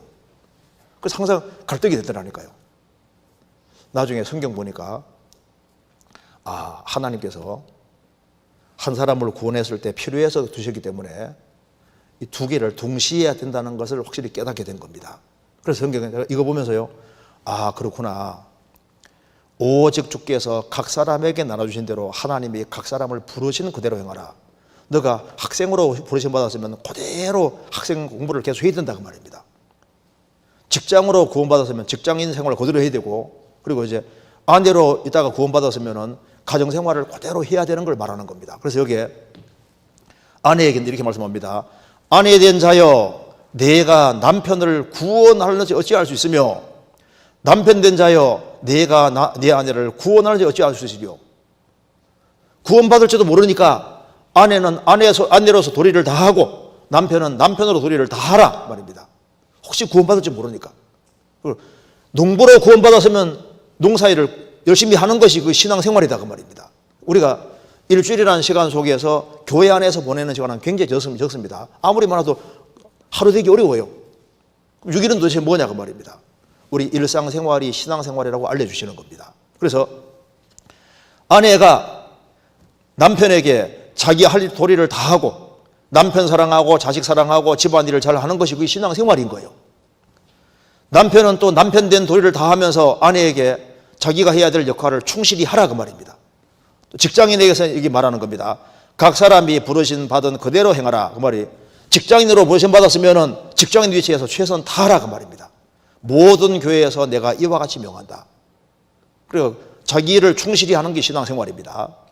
그리고 고린도 전서 10장 13절에 사람이 감당할 시험 밖에는 너희에게 당한 것이 없나니 오직 하나님은 부부사 참되고 진실하사 너희가 감당치 못할 시험 당함을 허락지 아니하시고 시험 당할 점에 또한 피할 길을 내사 너희로 능히 감당하게 하시느니라.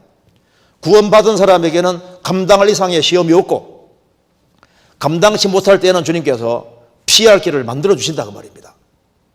저도 이 구절이 이제 구원받고 처음에 굉장히 감사했습니다. 왜냐하면 구원 딱 받고 나니까 야, 주님은 날 위해 죽어오셨는데 나도 바르게 살아야지. 근데 뭐 교회에서 이 책을 보다 보니까 와, 순교를 너무 많이 당한 거예요. 구원받고 처음에 이제 마음속에 야, 나보고 순교하면 어떡하지, 이제 그 생각이 들어가는데, 김일성이 와서 총불이 딱 꺼내고 너 예수 믿으리 안 믿으리, 믿으면 빵 사주겠다 하면 그건 뭐 순식간에 죽는 거니까 그래서 할 수 있겠는데, 근데 성경 이제 교회사 책 보다 보면 살가죽 뺏기는 거잖아요.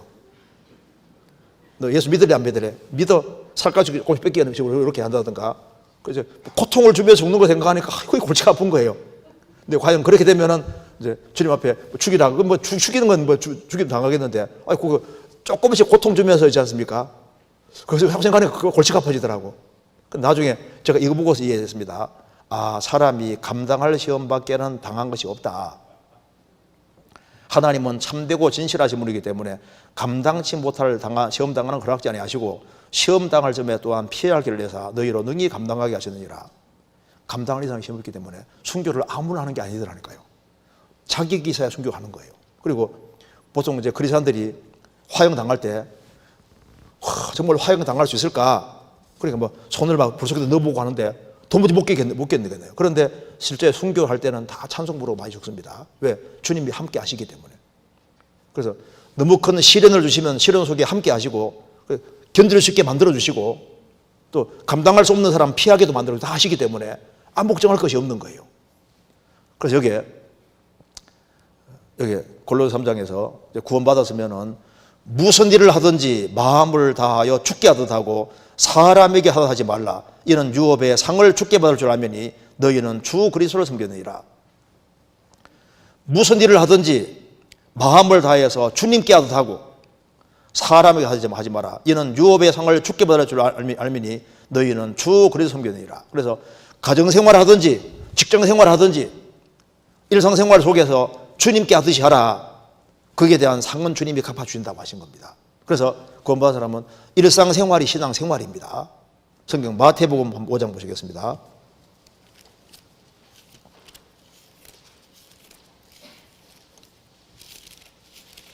마태복음 5장 13절입니다.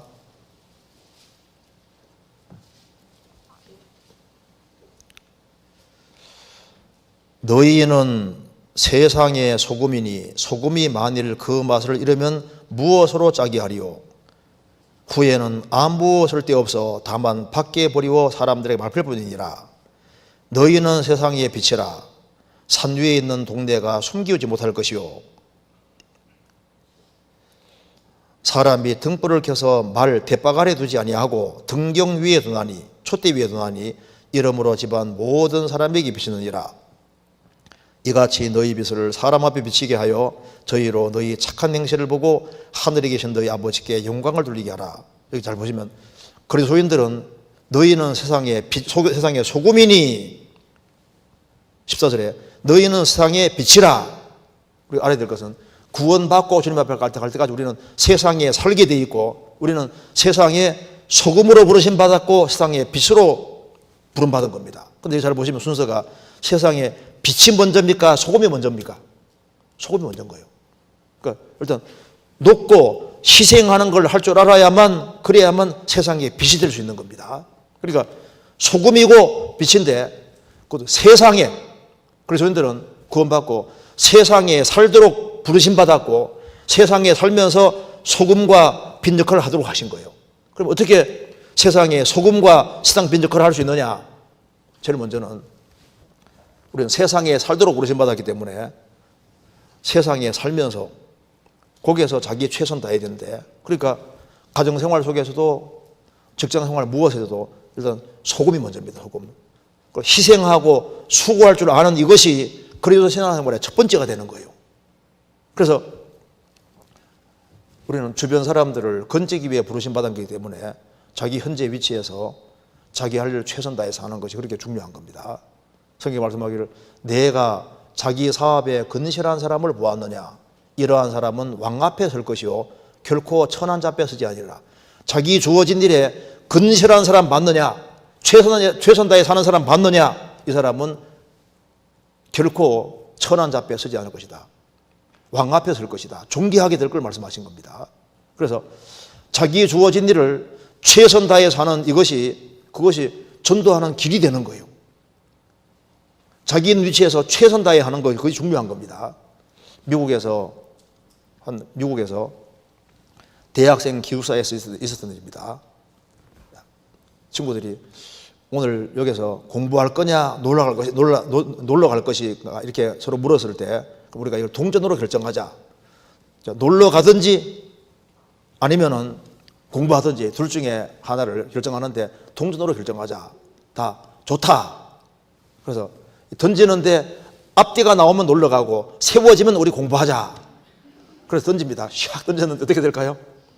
앞뒤 나오면 놀러 가자 그랬으니까 이게 어느 세월에 서겠습니까? 그러니까 동전 딱 던지고 그 다음에 야 동전이 채워지지 않은 생각 놀러 가자고 다 같이 놀러 가버리거든요. 우리 신앙생활 속에서도 우리가 부르심 받은 목적이 있는 목적. 주님 나를 구원하셨을 때 목적이 뭐냐면은 주변 사람을 건지는 겁니다. 그래서 성경에 말씀한 대로 우리는 세상의 빛이기 때문에 세상의 소금이기 때문에 먼저 세상 일을 충실히 하는 그것이 하나님의 뜻이라는 걸 확실히 알 수 있는 거예요. 그리고 이것도 보시겠습니다. 그리고 이제 제일 중요한 것이 영적인 위치는 훨씬 중요합니다. 여기 보시면은 하나님이 신앙생활을 잘 하도록 하기 위해서 방법을 정해 놓으셨습니다. 구약시대 때 하나님과 사람이 만나는 곳이 성막이었습니다. 이게 모세 당시에 성막이 있었고 하나님은 성막 중심으로 만나 주셨습니다. 그리고 이제 그 다음에 솔로몬이 성전 지었는데 하나님이 성전 통해서 만나 주셨습니다. 그리고 이제 요한복음 2장 보면은 예수님 몸이 성전이라고 했습니다. 그래서 예수님과 접촉하는 속에 사람들 다 변화가 일어난 겁니다. 이제 예수님이 죽으시고 부활하신 후에 어디가 성전이냐? 구원받은 사람, 주님 피로 구원받은 사람, 무리가 바로 하나님과 사람이 만나는 곳입니다. 자, 구원받고 난 이후에 어디서 하나님 만나느냐? 그 사람 산에 올라가서 나무 뿌리 붙잡고 주여 만나 주십시오 이렇게 해서 주님 만나는 게 아닙니다.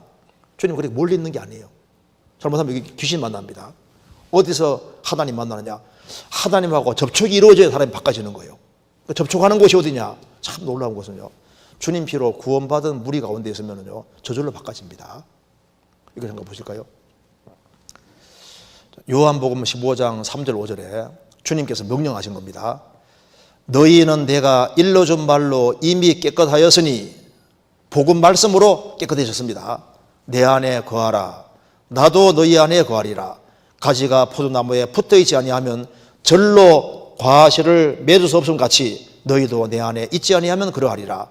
나는 포도나무요 너희는 가지니 저가 내 안에 내가 저 안에 있으면 이 사람은 과실을 많이 맺나니 나를 떠나서는 너희가 아무것도 할 수 없습니다. 너희는 내가 일러준 말로 이미 깨끗하였으니 내 안에 거하라. 이게 선택사항이 아닙니다. 명령입니다. 복음 말씀으로 깨끗해졌으니까 내 안에 거하라. 나도 너희 안에 거하리라. 가지가 포도나무에 붙어있지 아니하면 저절로 과실을 맺어 없음 같이 너희도 내 안에 있지 아니하면 그러하리라. 자, 과일은 저절로 맺히는 저절로. 공급만 잘 받으면 맺힙니다. 나는 포도나무여 너희는 가지니 저가 내 안에 내가 저 안에 있으면 이 사람은 과실을 많이 맺나니 나를 떠나서는 너희가 아무것도 할 수 없습니다. 저절로 과실이 맺게 돼 있어요. 여기에 포도나무 가지가 해야 될 역할은 딱 붙어 있어서 공급받으면 열매가 주렁주렁 맺힙니다. 그렇죠? 그러니까 신앙생활은 뭘 하는 것이 중요한 게 아니라 자리를 잘 차지하고 공급받는 게 중요한 거예요. 이걸 더 쉬운 말로 하면 에베소서 1장 22, 23절에 또 만물을 그 발 아래 복종하게 하시고 그를 예수님을 만물 위에 교회의 머리를 주셨느니라. 교회는 그의 몸이니 만물 안에서 만물을 충만케 하자 충만이니라. 예수님을 만물 위에 교회의 머리를 주셨느니라. 그러니까 만물 위에 있는 것이 교회입니다. 이 우주에서 제일 높이 있는 것이 하나님 만드신 모든 만물 중에서 최고 꼭대기에 있는 건 교회인데, 교회는 에클레시아인데 주님 피로 구원받은 무리가 교회입니다. 그것에 교회의 머리로 예수님이 계시다 그 말입니다. 그래서 예수님은 만물 안에서 만물을 충만케 하신 분이 주님이신데 그 주님의 충만이 어디 있느냐? 교회는 그의 몸이니 만물 안에서 만물을 충만케 하신 자가 주님이신데 주님이 교회의 머리로 계시니까 교회는 주님의 충만이 거한다 그 말입니다. 그래서 중요한 건 뭐냐? 머리를 붙잡아야 되는데 머리가 뭐냐? 예수님이 머리입니다. 너희는 그리스도의 몸이요 지체의 각 부분이니라. 그래서 주님은 머리고 교회는 몸이니까 온몸이 머리로 말미암아 마디와 힘줄로 공급함 먹고 연합하여 하나님이 자라게 자라느니라. 신앙생활이 자라야 되는데 어떻게 자라느냐? 마디와 힘줄로 공급함을 얻고. 그래서 신앙생활은 몸에 딱 연결되어서 공급을 잘 받으면 신앙생활 저절로 됩니다. 자, 정리해보면은 교회라는 말은 에클레시아라는 말인데 주님 피로 구원받은 사람들이 모인 무리, 사람들이 교회입니다. 그래서 이 구원받은 무리가 가정에 거하면 가정집에 있는 교회가 되는 거예요. 그래서 들판에 같이 모이면 들판에 있는 교회가 되는 거거든요. 그리고 이제 그 구원받은 사람들의 친밀한 사귐을 교제다 이렇게 교제라고 하고, 교제하는 무리 가운데 주님이 함께 하시면서 두루 행하시니까 여기가 바로 성전입니다. 그래서 주님은 주님 피로 같이 모이는 그 무리 속에 같이 계시는 거예요. 그래서 내가 저희 가운데 거하며 두루 행하여, 주님이 함께 하시면서 두루 행하시는데 교회가 바로 그겁니다. 그래서 주님이 어디서 일하시느냐? 구원받은 무리 통해서 일하시니까 구원받은 무리 가운데 연결되면은 주님 공급으로 신앙생활은 저절로 되게 되어 있는 겁니다. 이렇게 포도나무 가지는 붙어서 공급받으면 되는 거예요. 이걸 바꿔 말하면은 주님은 교회의 머리가 되시고 교회는 몸입니다. 구원받은 한 사람은 지체가 부분이에요. 딱 붙어 있으면은 공급을 그대로 받습니다. 이걸 바꿔 말하면은 교회는 구원받은 무리고 여기 주님이 주인으로 계시고 주님이 두루 역사하시니까 성령에 공급받으니까 열매가 주렁주렁 맺히게 되는 거예요. 자, 이 손이 머리에 붙어 있습니까? 안 붙어 있습니까? 머리에 붙어 있어요? 안 붙어 있어요? 아니, 이렇게 하면 붙는 게 아니잖아요. 지금 여기 내가 시키는 대로 하잖아요. 왜? 붙어 있으니까. 그러니까 몸에 붙는 것이 붙는 거라니까요. 그래서 신앙생활 누가 잘하냐 보시면요. 잘하는 비결은 딱 하나밖에 없어요. 하나밖에. 그냥 구원받은 무리가 연결되어서 같이 말씀 배우고 같이 교제하면요. 그 사람은 저절로 바뀝니다. 봐요. 우리가 개인 모임을 아무래도 안 바뀌잖아요. 뭐 동창생 계속 만난다. 자기 마음과 생활이 안 바뀝니다. 절친한 친구들 만나는데 속이 안 바뀌는 거예요. 참 신기한 것은요. 주님이 계신 곳에 연결되어 있으면 그 사람이 저절로 바뀌는 게 신기한 거예요. 그래서 어떤 사람이 구원받고 신앙생활을 계속할 때 그게 자기 힘이 아닙니다. 그리고 잘 붙어있는 요거 하나만 잘하면 신앙생활 잘할 수 있게 주님 만들어 놓으신 거예요. 여기 잠깐 보시면요. 포도나무 한 그루에 포도 4,000송이가 열렸습니다. 얼마나 많은 양인지 짐작이 가십니까? 일반 포도나무보다 무려 40배 많고 3,000송이인 세계 기네스 기록도 크게 웃돕니다. 화학 비료를 쓰지 않는 전통 퇴비가 비결입니다. 그러니까 한 나무에 포도 한 송이에 하나에 막 그렇게 엄청나게 많은 포도가 맺혔는데, 그러니까 그리스도인들은 지체로 다 연결되어 있으니까 연결돼서 공급만 잘 받으면 저절로 자기 마음과 생활이 바뀌고 그 사람 통해서 주변 사람들이 구원받고 너와 내 집이 구원받고 모든 게 다 이루어지는 거니까 세상에 쉬운 게 붙어 있는 거예요. 뭘 하는 문제가 아니니까. 그래서 잘 붙어 있는 사람은 신앙생활을 다 잘한다는 특징이 있습니다. 그래서 마귀 계획은 구원 안 받은 사람 구원받는 걸 막고, 그 다음에 연결만 되면 사람들이 30명, 60명, 100명 구원받을 걸 아니까 마귀의 두 번째 계획은 어떻게 하든 간에 교회 연결 안 시키려고 하는 거예요.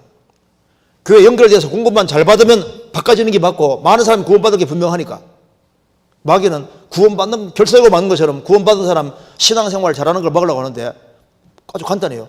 구원받은 무리하고 연결만 안 시키면은 그 사람 신앙생활은 무조건 실패가 되는 거예요. 그래서 우리 꼭 알아야 될 것이 뭐냐면은 육신의 위치를 지키고 구원받은 무리 가운데 연결만 잘 되자 뭘 하는 게 아니니까 참여하는 게 얼마나 쉬워요. 시간만 참여만 하면 저절로 바꿔지니까. 이게 참 생각보다 간단한 문제지만 이게 중요한 문제가 되는 겁니다. 이거 보시겠습니다. 그래서 여기에 신앙생활을 잘하기 위해서는 여기에 예수님 말씀했습니다. 또 이 우리에 들지 아니한 다른 양들이 내게서 내가 인도해야 할 터이니 저희도 내 음성을 듣고 한 무리가 되어 한 목자에게 있으리라. 한 목자는 예수님입니다. 자, 구원받은 사람은 양떼입니다. 양떼. 양은 단독으로 인도받는 게 아니라 항상 무리로 인도받습니다.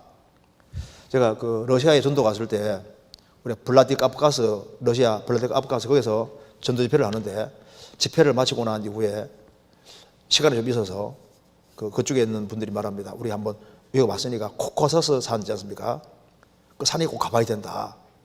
그래서 이제 그 차 몰고 이제 쫙 코커서스 산으로 올라가는데 신기한 장면을 봤습니다. 3,500마리 되는 양이요. 도로를 점령해서 쫙 가고 있었습니다. 그래서 이제 우리가 그 양을 3,500마리인데요. 3,500마리 양 그 사이를 뚫고 쫙 올라갔다가 구경하고 또 내려오는데 계속 가고 있어요. 제가 2번 통과했거든요. 물어보니까 3,500마리입니다. 이거 잠깐 볼까요? 이거 보니까 야, 교회가 이렇구나 좀 이해가 됩니다. 여기 잠깐 보시면은.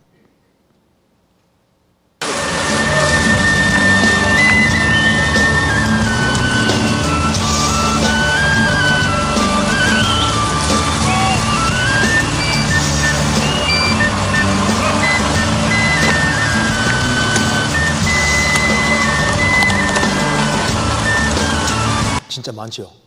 이걸 중간을 쫙 통과했다가 또 2번 싹 통과하는데 야, 진짜 멋있더라고요. 그리스도인들은 양떼입니다. 무료로 주님이 쫙 인도하셔.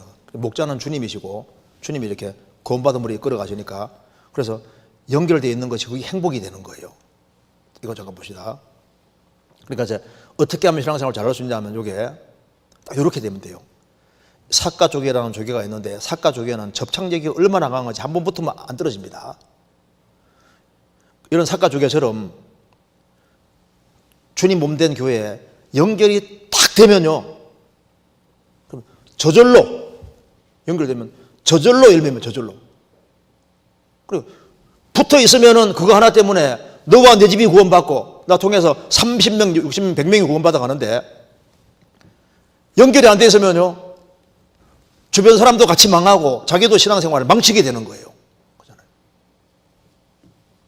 그래서 성경 에베소서 5장 18절에 술 취하지 말라 이는 방탕한 것이니 오직 성령의 충만을 받으라. 성령의 충만을 어떻게 받냐면은 주님 몸된 교회에서 공급받아 가지고 되는 거라니까요. 그래서 술 취하는 거하고 성령 충만을 연결시키는 이유는 술 취하는 거 반대로 하면 누구든 충만하게 되는 겁니다. 술 충만하게 되는 길, 제가 이거 좀 저는 술을 안 먹는 길을 택해 가지고, 그런데 저희 집안 식구가 술꾼 집안이거든요. 그걸 보면서 아 이렇게 하면 충만되구나 그걸 알 수 있었는데 이렇게 하면 됩니다. 어떻게 술 충만하게 되느냐? 일단 충만하게 되려면 술이 많이 들어가야 술 충만이 되는 겁니다. 그러니까 술자석에 자주 참여합니다. 그래서 참 신기한 것은 이제 술 잘 취하는 사람 있지 않습니까? 술 충만한 사람 보면요, 술자석이 있다 그러면 무슨 핑계대든지 가는 거예요. 그럼 어떻게 성령 충만하느냐? 그리스도인들의 모임이 있다 하면 어떻게 하든가 시간 빼서 참석하려고 합니다. 그리고 두 번째는 술잔을 주거니 받거니 많이 마십니다. 술 충만한 사람은 술 친구가 많아요. 그렇지 않습니까? 성령으로 충만하게 되려면 정말 진실한 그리스도인들 서로 잘 아는 게 중요한 겁니다. 진실한 신앙의 친구들이 주변에 많이 있어야 돼요. 그리고 그 다음에 술잔을 주거니 받거니 많이 마신다. 최대한 많이 마셔야 술 충만하게 됩니다. 공급을 충분히 받아야지 충만하게 되는 거예요. 그리고 술 1차, 2차, 3차 하면요 너무 좋아해요. 1차 술 한 잔 마시고 이제 그다음에 또 술 마시러 가면 또 가잖아요. 그것처럼 그리스도인들이 모임을 하면 어떻게든 가서 참여하고, 그리고 최대한 엉덩이를 깔고 앉아가지고 최대한 그 자리에 있으려고 해야 됩니다. 그렇죠? 그것처럼 그리스도인 모임에 갔다 하면 잘 일어날 줄 모르고 그 시간을 충분히 보려고 하면요 무조건 충만하게 되는 겁니다. 그렇잖아요. 그래서 술 충만하고 성령 충만 반대니까 술 충만해 본 사람은 술 하는 거 딱 반대로만 하면 되는 거예요. 성령 충만하게 되는 그리스도인들의 무리에 자주 참여하고 충분한 교제 시간을 가지고 모임 끝날 때까지는 끝까지 앉아 있습니다. 어떤 사람은 이제 한 잔만 더 마시면은 충만하게 될 판인데 딱 안 마시면요 충만해지려 하다 끝나버리잖아요. 그러니까 이것처럼 하나님은 거의 끝부분에 역사하십니다. 그래서 모임하면요 중간에 들락날락하면 충만이 뭔지 알 수 없습니다. 일단 앉았다 그러면 끝까지 있으면요 돌아가는 사이에 마음이 바꿔집니다. 진짜입니다.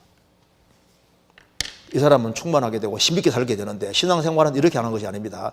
자기가 노를 저어서 항해하려고 하면은 얼마 못 가요. 노 젓는 것도 필요하지만 이것만 가지고 되는 게 아니라 이렇게 되는 거예요. 범선이 바람 받아서 가는 것처럼, 바람만 잘 받으면 계속 항해할 수 있는 것처럼 성령은 자기 수단 방법으로 하는 게 아니라 범선이 바람 받아 가는 것처럼 가는 겁니다. 이 사람은 잘 갈 수 있는데 여기에 이제 육지에 쫙 이렇게 붙어가지고 말뚝이 딱 바퀴에서도 바람 세게 불면 어떻게 됩니까? 바람 세게 불면 줄이 다 끊어져요. 이거는 안 됩니다.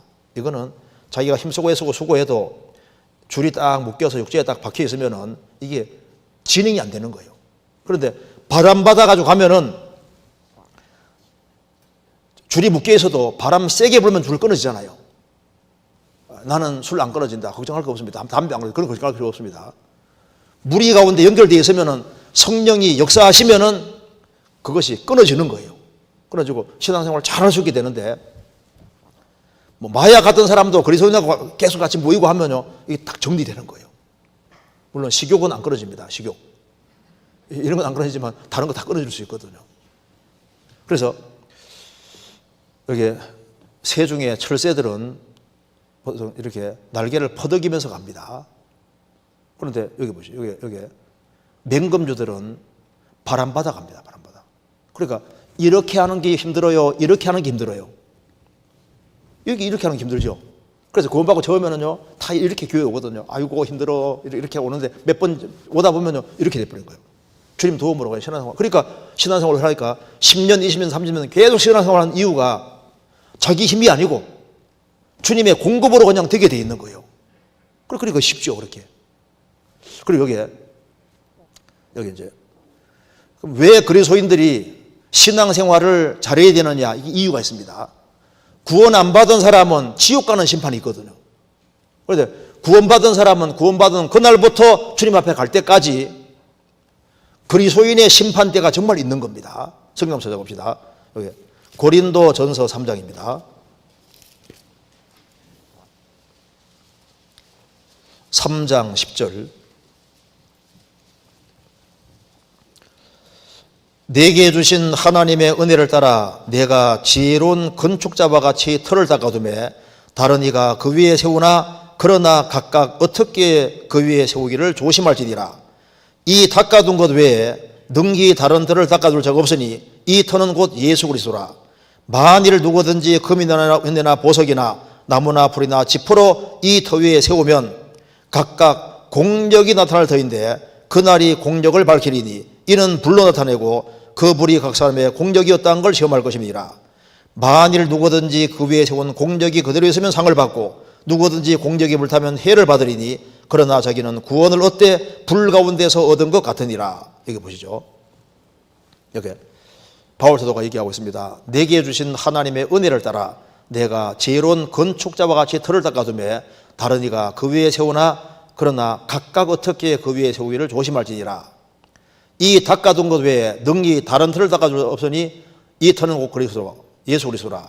그러니까 예수님을 터로 삼은 사람, 구원받고 터를 삼고 신앙생활하는 것은 집을 지어가는 모습인데 만일 누구든지 금이나 은이나 보석이나 나무나 풀이나 지푸로 이 터 위에 세우면 각각 공력이 나타날 터인데 그날이 공력을 밝히리니 이는 불로 나타나되고 그 불이 각 사람의 공력이었다는 걸 시험할 것임이니라. 여기 보시면은 그리스도의 심판대 뺏으면은 금은 보석 이런 거로 집을 지은 사람이 있는가 하면은 나무나 풀이나 지푸로 세운 사람이 있는데 공력이 나타나는데 어떤 재료로 쌓은지가 나타난다는 겁니다. 그날이 공력을 밝히는데 이는 불로 나타내고 불이 각 사람의 공력이었다는 걸 시험할 것입니다. 불이 지나가는 자리는 각 사람이 아니고 각 사람의 공력에 불이 지나간다고 말입니다. 그러니까 구원받은 사람은 주님 피로 대속이 됐고 주님이 대신 심판 받았으니까 구원받은 사람은 심판 안 받아요. 그런데 구원받은 사람이 구원받은 것으로부터 신앙생활 한 것에 대해서는 불이 지나간다고 말입니다.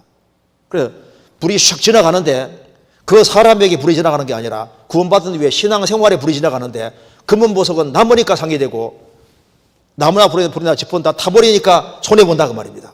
그러나 자기는 구원을 얻되 불 가운데서 얻은 같으리라. 주님 피로 대속됐으니까 구원받은 사람은 심판을 안 받는데 구원 얻는데 불 가운데 얻은 같으니라.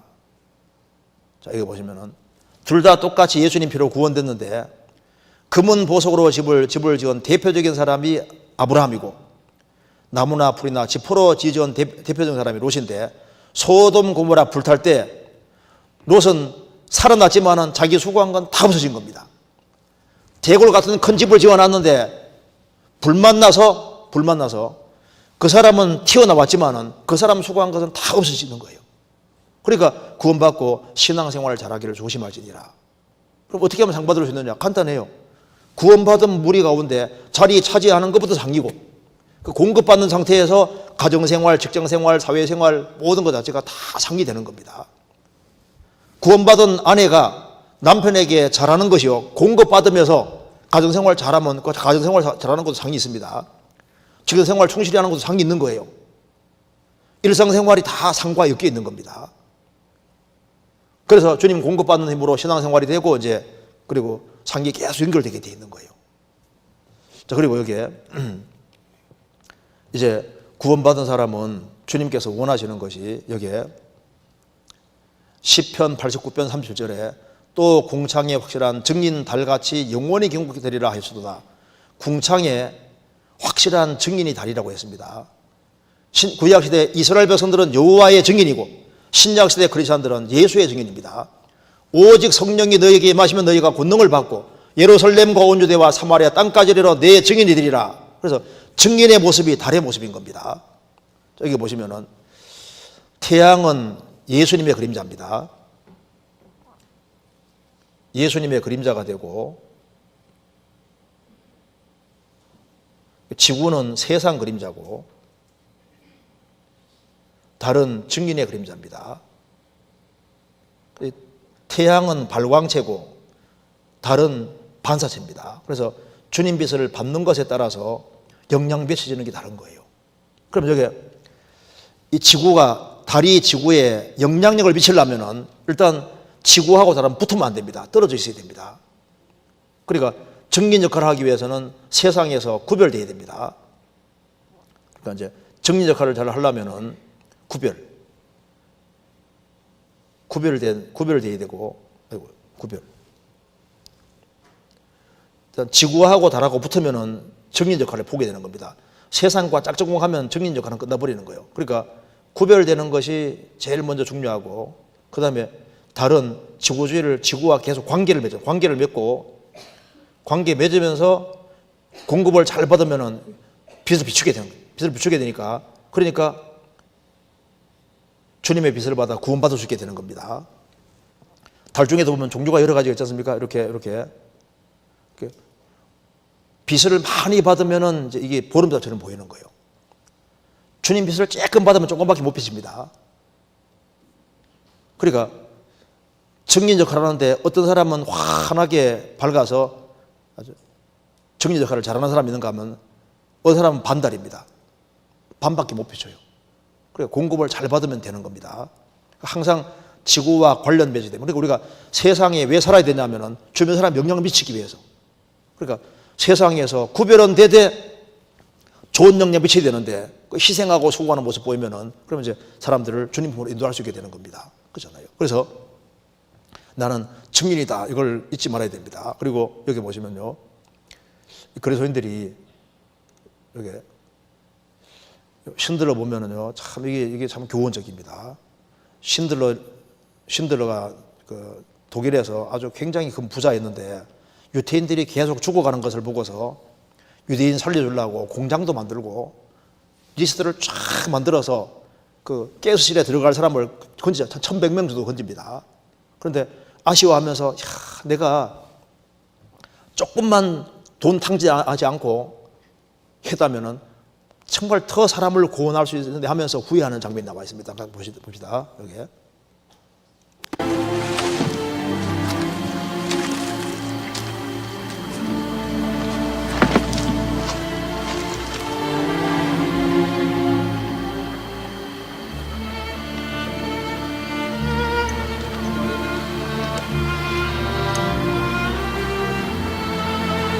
It's Hebrew from the Talmud. It says, whoever saves one life saves the world entire.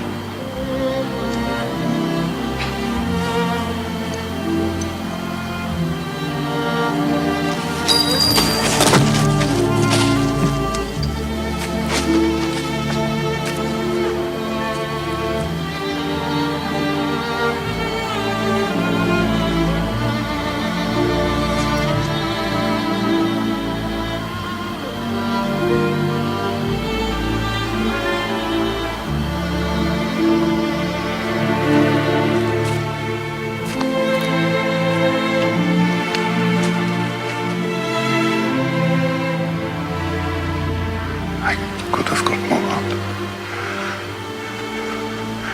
I could have got more. I don't know if I just... I could have got more. Oscar, there are 1,100 people who are alive because of you. Look at them. If I'd made more money...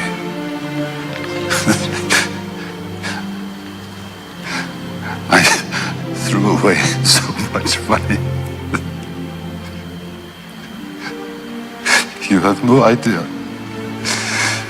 If I just... There will be generations because of what you did. I didn't do enough. You did so much.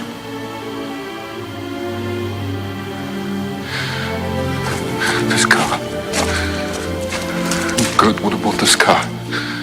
Why did I keep the car? 10 people right there. 10 people. 10 more people. This pin.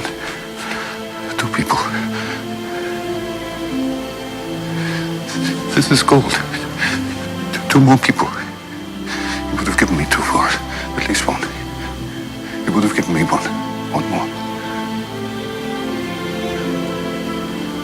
1 more person. Person, Stan. For this. I could have gone 1 more person. And I didn't. I didn't.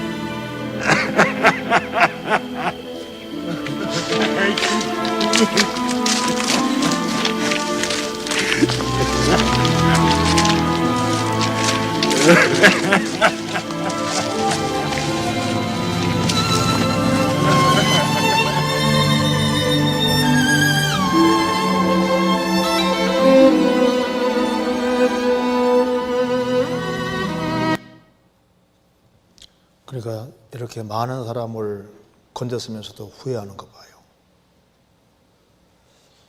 우리를 하나님이 구원하신 이유는 지상에서 영원히 살게 하기 위한 게 아닙니다. 우리를 하나님 구원하셨을 때는 처음부터 천국을 주려고 우리를 구원하신 거예요. 이거 한번 잠깐 봅시다. 여기 요한계시록 21장 1절에 또 내가 새 하늘과 새 땅을 보니 처음 하늘과 처음 땅이 없어졌고 바다도 다시 있지 않더라. 이제 지금 우리가 살고 있는 이 하늘과 땅을 다 없애시고 주님이 새하늘 새 땅을 만드시는데 이게 이제 여기가 천국입니다. 근데 여기 중요한 구절이 바로 이겁니다. 새라는 단어입니다. 새로운이라는 단어인데 이 헬라 말로 카이노스입니다. 이게 뜻이 뭐냐면 이렇게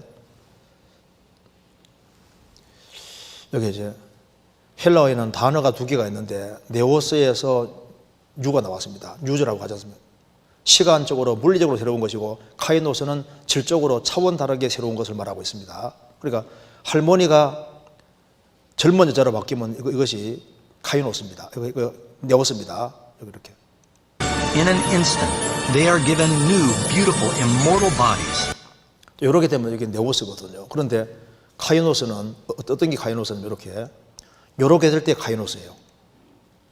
씨앗이 꽃이 되면 이게 카이노스입니다.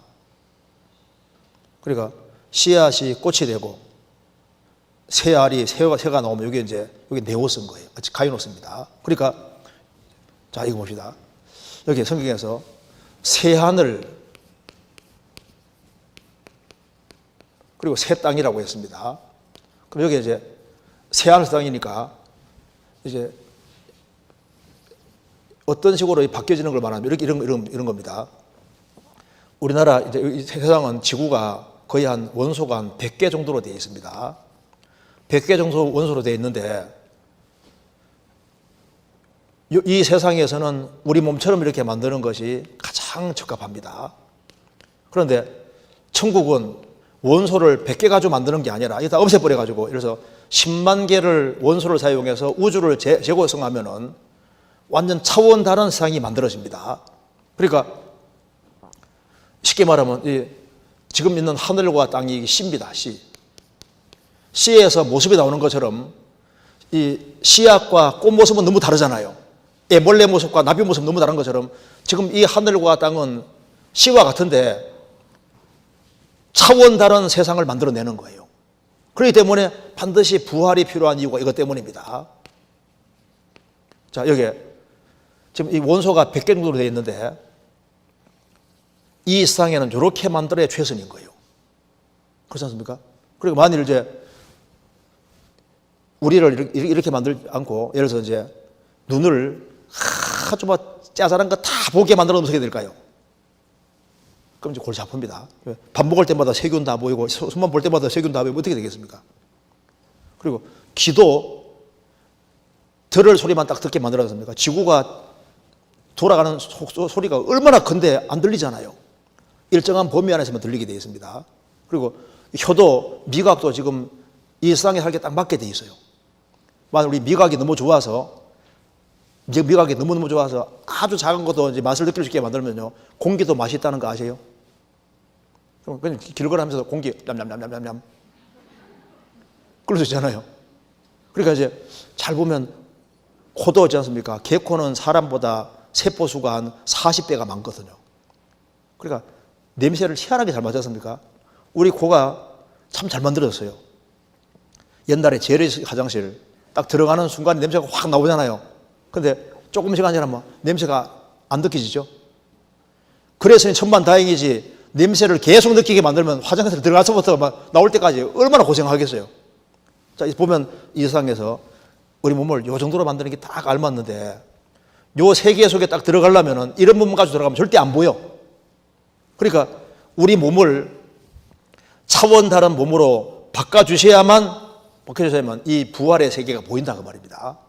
그래서 우리가 우리 몸의 구조가 딱 바꿔지기 때문에 눈도 차원 다른 눈으로, 귀도 차원 다른 귀로, 미각이나 모든 것 자체를 싹 바꿔버리니까 우리가 씨앗이 꽃이 되고 애벌레가 나비가 되는 것처럼 이런 몸은 씨인데 상상도 못한 모습을 입혀주시고 천국에 살게 하는 거예요. 그러니까 하나님 우리를 구원하신 목적은 뭐냐 하면은 이 지구상에 살다가 죽으라고 한 것이 아니고 이 차원 다른 이 세계에다가 넣어주기 때문에 천국은 영의 세계가 아니라 부활의 세계입니다. 부활.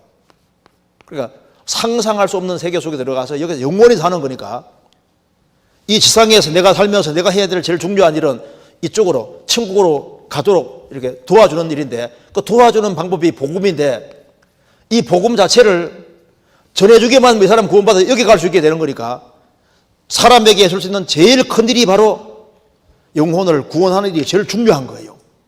그래서 우리가 인생을 투자할 때 천국에 투자해야 되는데, 그게 인생을 여기에 투자한 대표적인 사람이 C.T. 스터드라는 사람이에요. 스터드. C.T. 스터드는 정말 복음을 용감하게 전하고 주님 앞에 간 사람입니다. 이 사람 친 책 중에 초콜릿 솔저, 초콜릿 군병이다 그 말입니다. 요즘 크리스찬들은 다 맥없이 초콜릿 얹지 않습니까? 버티고 있는 것처럼 보여도 햇만 비치면 썩 녹아내리잖아요. 옛날에 크리스찬들은 다 히어로 영웅이었는데 초콜릿 군병 같은 그리스도인이 없다 그 말입니다. 그래서 주님 영광을 위해서 얼마나 용감하게 이렇게 살았는데, 가장 용감하게 살아야 될 사람이 크리스찬인데 맥이 없는 크리스찬들이 있다는 거예요. 그래서 시대에서는 크리스찬들은 정말 영웅이다. 그리고 정말 사내다운 정말 남자 대장부가 크리스찬이다 그 말입니다. 그래서 그는 정말 용감하게 살고 이제 주님 앞에 갔는데, 이 사람이 이제 구원받을 때 D.L. 무디가, 이렇게 영국에서는 가장 크게 복음 전하는 사람이 스펄전 목사고, 이제 미국에서는 D.L. 무디입니다. D.L. 무디가 영국으로 전도하러 갔습니다. 영국에 전도하러 가서 거기서 이제 전도를 하는데, 이 무디가 집회하는 곳마다 많은 사람들이 모여들었습니다. 그래서 이 C.T. 스터드의 아버지가 D.L. 무디가 모임하고 하는 데마다 사람들이 막 미어터지고 하니까 도대체 무슨 얘기 하길래 저렇게 사람들이 많이 모일까 궁금해서 그 C.T. 스터드의 아버지가 이제 D.L. 무디 집회에 자발적으로 참여했고 그 말씀 듣다가 구원을 딱 받은 거예요. 구원받고 나니까 너무너무 좋고, 그래서 자기 집을 개방해서 목사님들 막 이제 이렇게 와서 말씀 전하게 하고 전도할 수 있도록 길을 계속 열어줬습니다.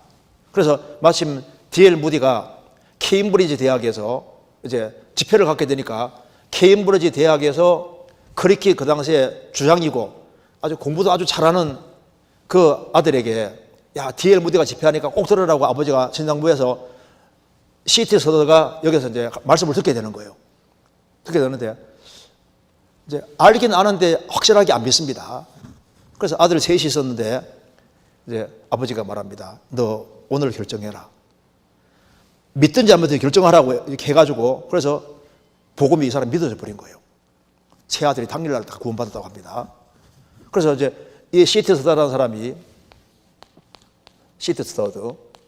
스터드라는 사람이 구원을 딱 보니까 하나님의 아들이 세상에 오셔서 내 대신 죽고 이것이 정말 사실이라면은 내 인생 아까울 것이 뭐가 있냐. 그래서 시트 스터드가 선교사로 자원합니다. 선교사로 자원하고, 그리고 아버지가 돌아가실 때 엄청난 재산 남겼는데 그것도 전부 다 선교에 다 기부했어요. 그리고 이제 시트 스터드가 영국에서, 중국에서 그 당시에 허드슨 테일러라는 사람이, 테일러가 선교사로 가 있는데, 이 허드슨 테일러가 정말 전도를 많이 했습니다. 그래서 중국에 전도를 가면요, 이 사람들을 통해서 구원받은 사람이 아직까지 계속 있습니다. 근데 딱 얘기해 보면 우리 복음이 똑같아요. 그래서 이제 선교사가 이제 돼서 영국에 전도하러, 이제 중국에 전도하러 도왔고, 그 다음에 이제 뭐 인도도 가고 막 여러 곳에 전도하면서 했는데 50살 정도가 넘었을 때 너무 무리해가지고 병을 얻어서 영국으로 건너옵니다. 그런데 영국에 이제 돌아왔는데 이제 우연히 길을 가고 있는데 아프리카의 흑인이 아니라 식인종들이 선교사를 구한다. 그 얘기를 들어서 선교센터에 가서 왜 사람들이 안 가냐 하니까 갈 사람이 없다는 거예요. 그러면 갈 사람이 없어요. 그럼 식인종들이 전도를 받기를 원하는데 나라도 가야지. 근데 주변 사람들 다 말렸습니다. 지금 몸이 너무 안 좋고 지금은 가면 죽는다. 근데 그걸 뿌리치고 아프리카에 전도하기 원해서 아프리카를 딱 보니까 거의 중앙 지점에 있는 것이 콩고입니다. 콩고에서 이제 그 가서 전도를 쭉 해가지고, 그래서 이게 아프리카 심장 선교 단체를 만들고 나중에 이것이 외국 선교가 됩니다. 외국 선교가 되는데, 이 사람이 선교를 하는 과정에서 자기가 느낀 것을 이렇게 얘기했습니다. 이거 마지막으로 이거 보겠습니다. 여기 보면은 이 스터드, 여기 이 사람에 대해서 잠깐만 봅시다. 여기 예수 그리스도가 하나님이시고 나를 위해 죽으셨다면 나는 예수님을 위해 그 어떤 희생도 할 수 있다. 그리고 이제 이 사람이 삶의 분주한 여정 가운데 마음에 확신이 들었네. 그 생각이 머릿속을 떠나지 않았네. 오직 한 번뿐인 인생 속히 지나가리라. 오직 그리스도를 위한 일만 영원하리라. 오직 그리스도를 위한 일만 영원하리라. 한 번뿐인 인생, 한 번뿐. 이 땅에서의 시간이 끝나면 난 내 주님을 만나 그 심판대 앞에 서겠네. 오직 한 번뿐인 인생 속히 지나가리라. 오직 그리스도를 위한 일만 영원하리라. 한 번뿐인 인생 몇 년 되지 않네. 매해 버겁고 희망차고 두렵네. 매해 해야 할 일은 산더미 같은데 날 위해 살 텐가 아니면 그의 뜻대로 살 텐가. 한 번뿐인 인생 곧 지나가리라. 예수를 위한 것만 길이 남으리. 한 번뿐인 인생 한 번뿐. 이제 끝이 보이는구나. 그리고 마침내 나를 부르시면 모두 의미 있었다고 말하겠네. 오직 한 번뿐인 인생 속히 지나가리라. 오직 그리스도를 위한 일만 영원하리라. 이걸 노래로 만든 거 한번 보겠습니다. Only one life. 단 한 번뿐인 인생이다 그 말입니다.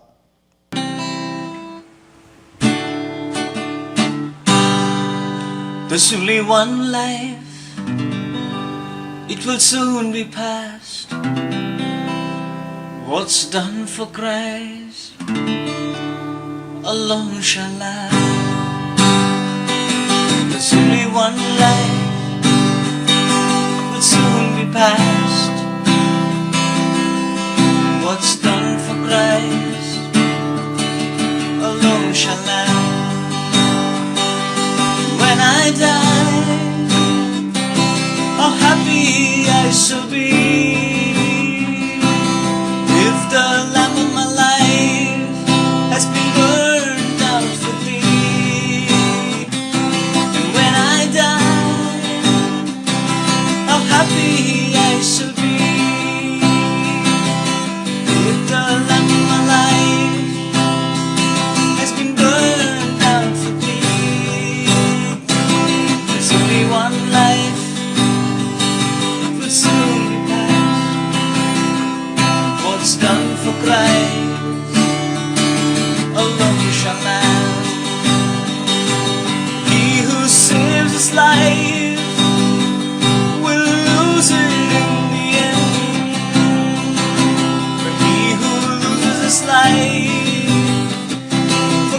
sake saves it all. He who saves his life will lose it in the end.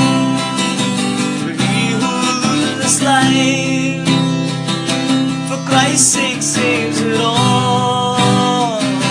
There's only one life that soon be past. What's done for Christ alone shall last.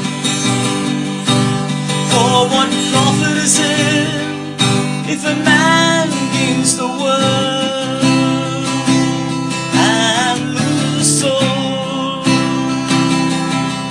and is finally destroyed? For what profit is it if a man gains the world and loses his soul and is finally destroyed? There's only one life that's soon be past. What's done for Christ alone shall last. A disciple of Christ deny self and forsakes all.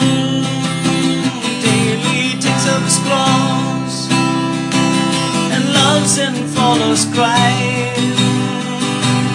A disciple of Christ denies self and forsakes all. Daily takes up his cross and loves and follows Christ. There's only one life will soon be past. What's done for Christ alone shall last. All the fields are ripe, but laborers are few. Who will go for us?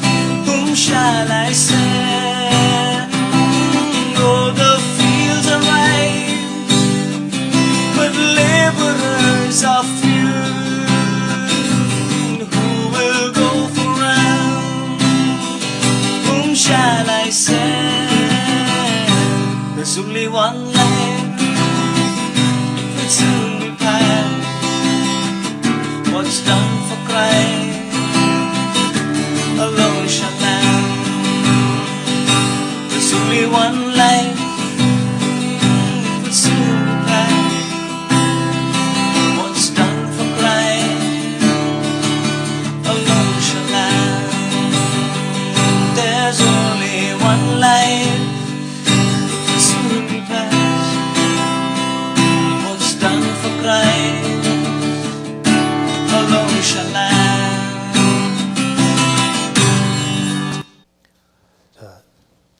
인생은 한 번밖에 없습니다. 자, 요거 좀 마치겠습니다. 이거 한번 보시죠.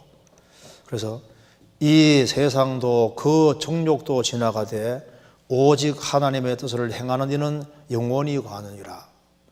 이 세상 정욕 다 지나갑니다. 남는 것은 주 안에 생한 것만 남습니다. 그래서 이게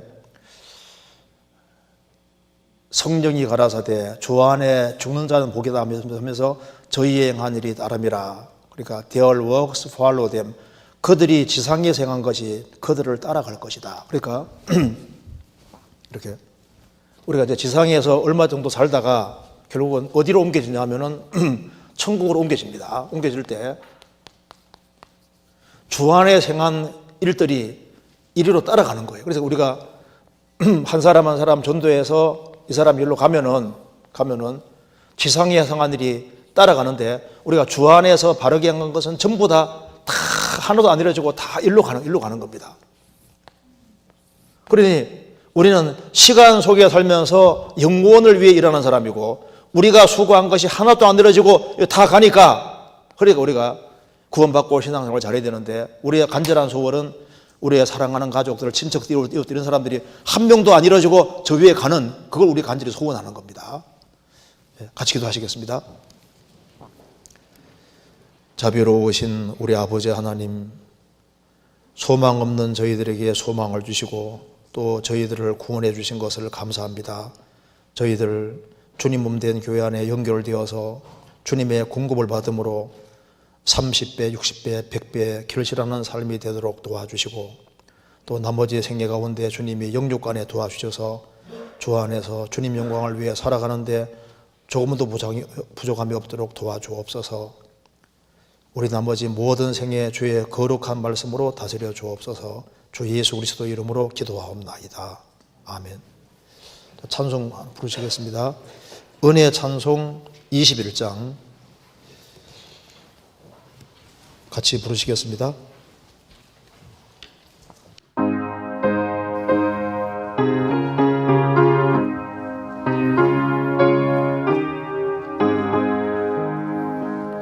슬픔과 수고로 주께 오니 내 죄를 지시고 내 죄를 지셨네. 그 사랑 내 맘에 기쁨 되니 내 죄를 지셨네. 내 죄를 지시고 내 죄를 지셨네. 항상 기쁨을 주시니 주께서 내 죄를 지시고 내 죄를 지셨네. 내 힘에 지나던 짐과 같은 내 죄를 지시고 내 죄를 지셨네. 예수께 모든 짐 다 맡기니 내 죄를 지셨네. 내 죄를 지시고 내 죄를 지셨네. 항상 기쁨을 주시니 주께서 내 죄를 지시고 내 죄를 지셨네. 밤에 두려움 없게 하니 내 죄를 지시고 내 죄를 지셨네. 완전한 평안을 항상 주니 내 죄를 지셨네. 내 죄를 지시고 내 죄를 지셨네. 항상 기쁨을 주시니 주께서 내 죄를 지시고 내 죄를 지셨네. 아무나 예수께 부탁하면 그 죄를 지시고 그 죄를 지셨네. 완전 행복을 항상 주고 그 죄를 지셨네. 내 죄를 지시고 내 죄를 지셨네. 항상 기쁨을 주시니 주께서 내 죄를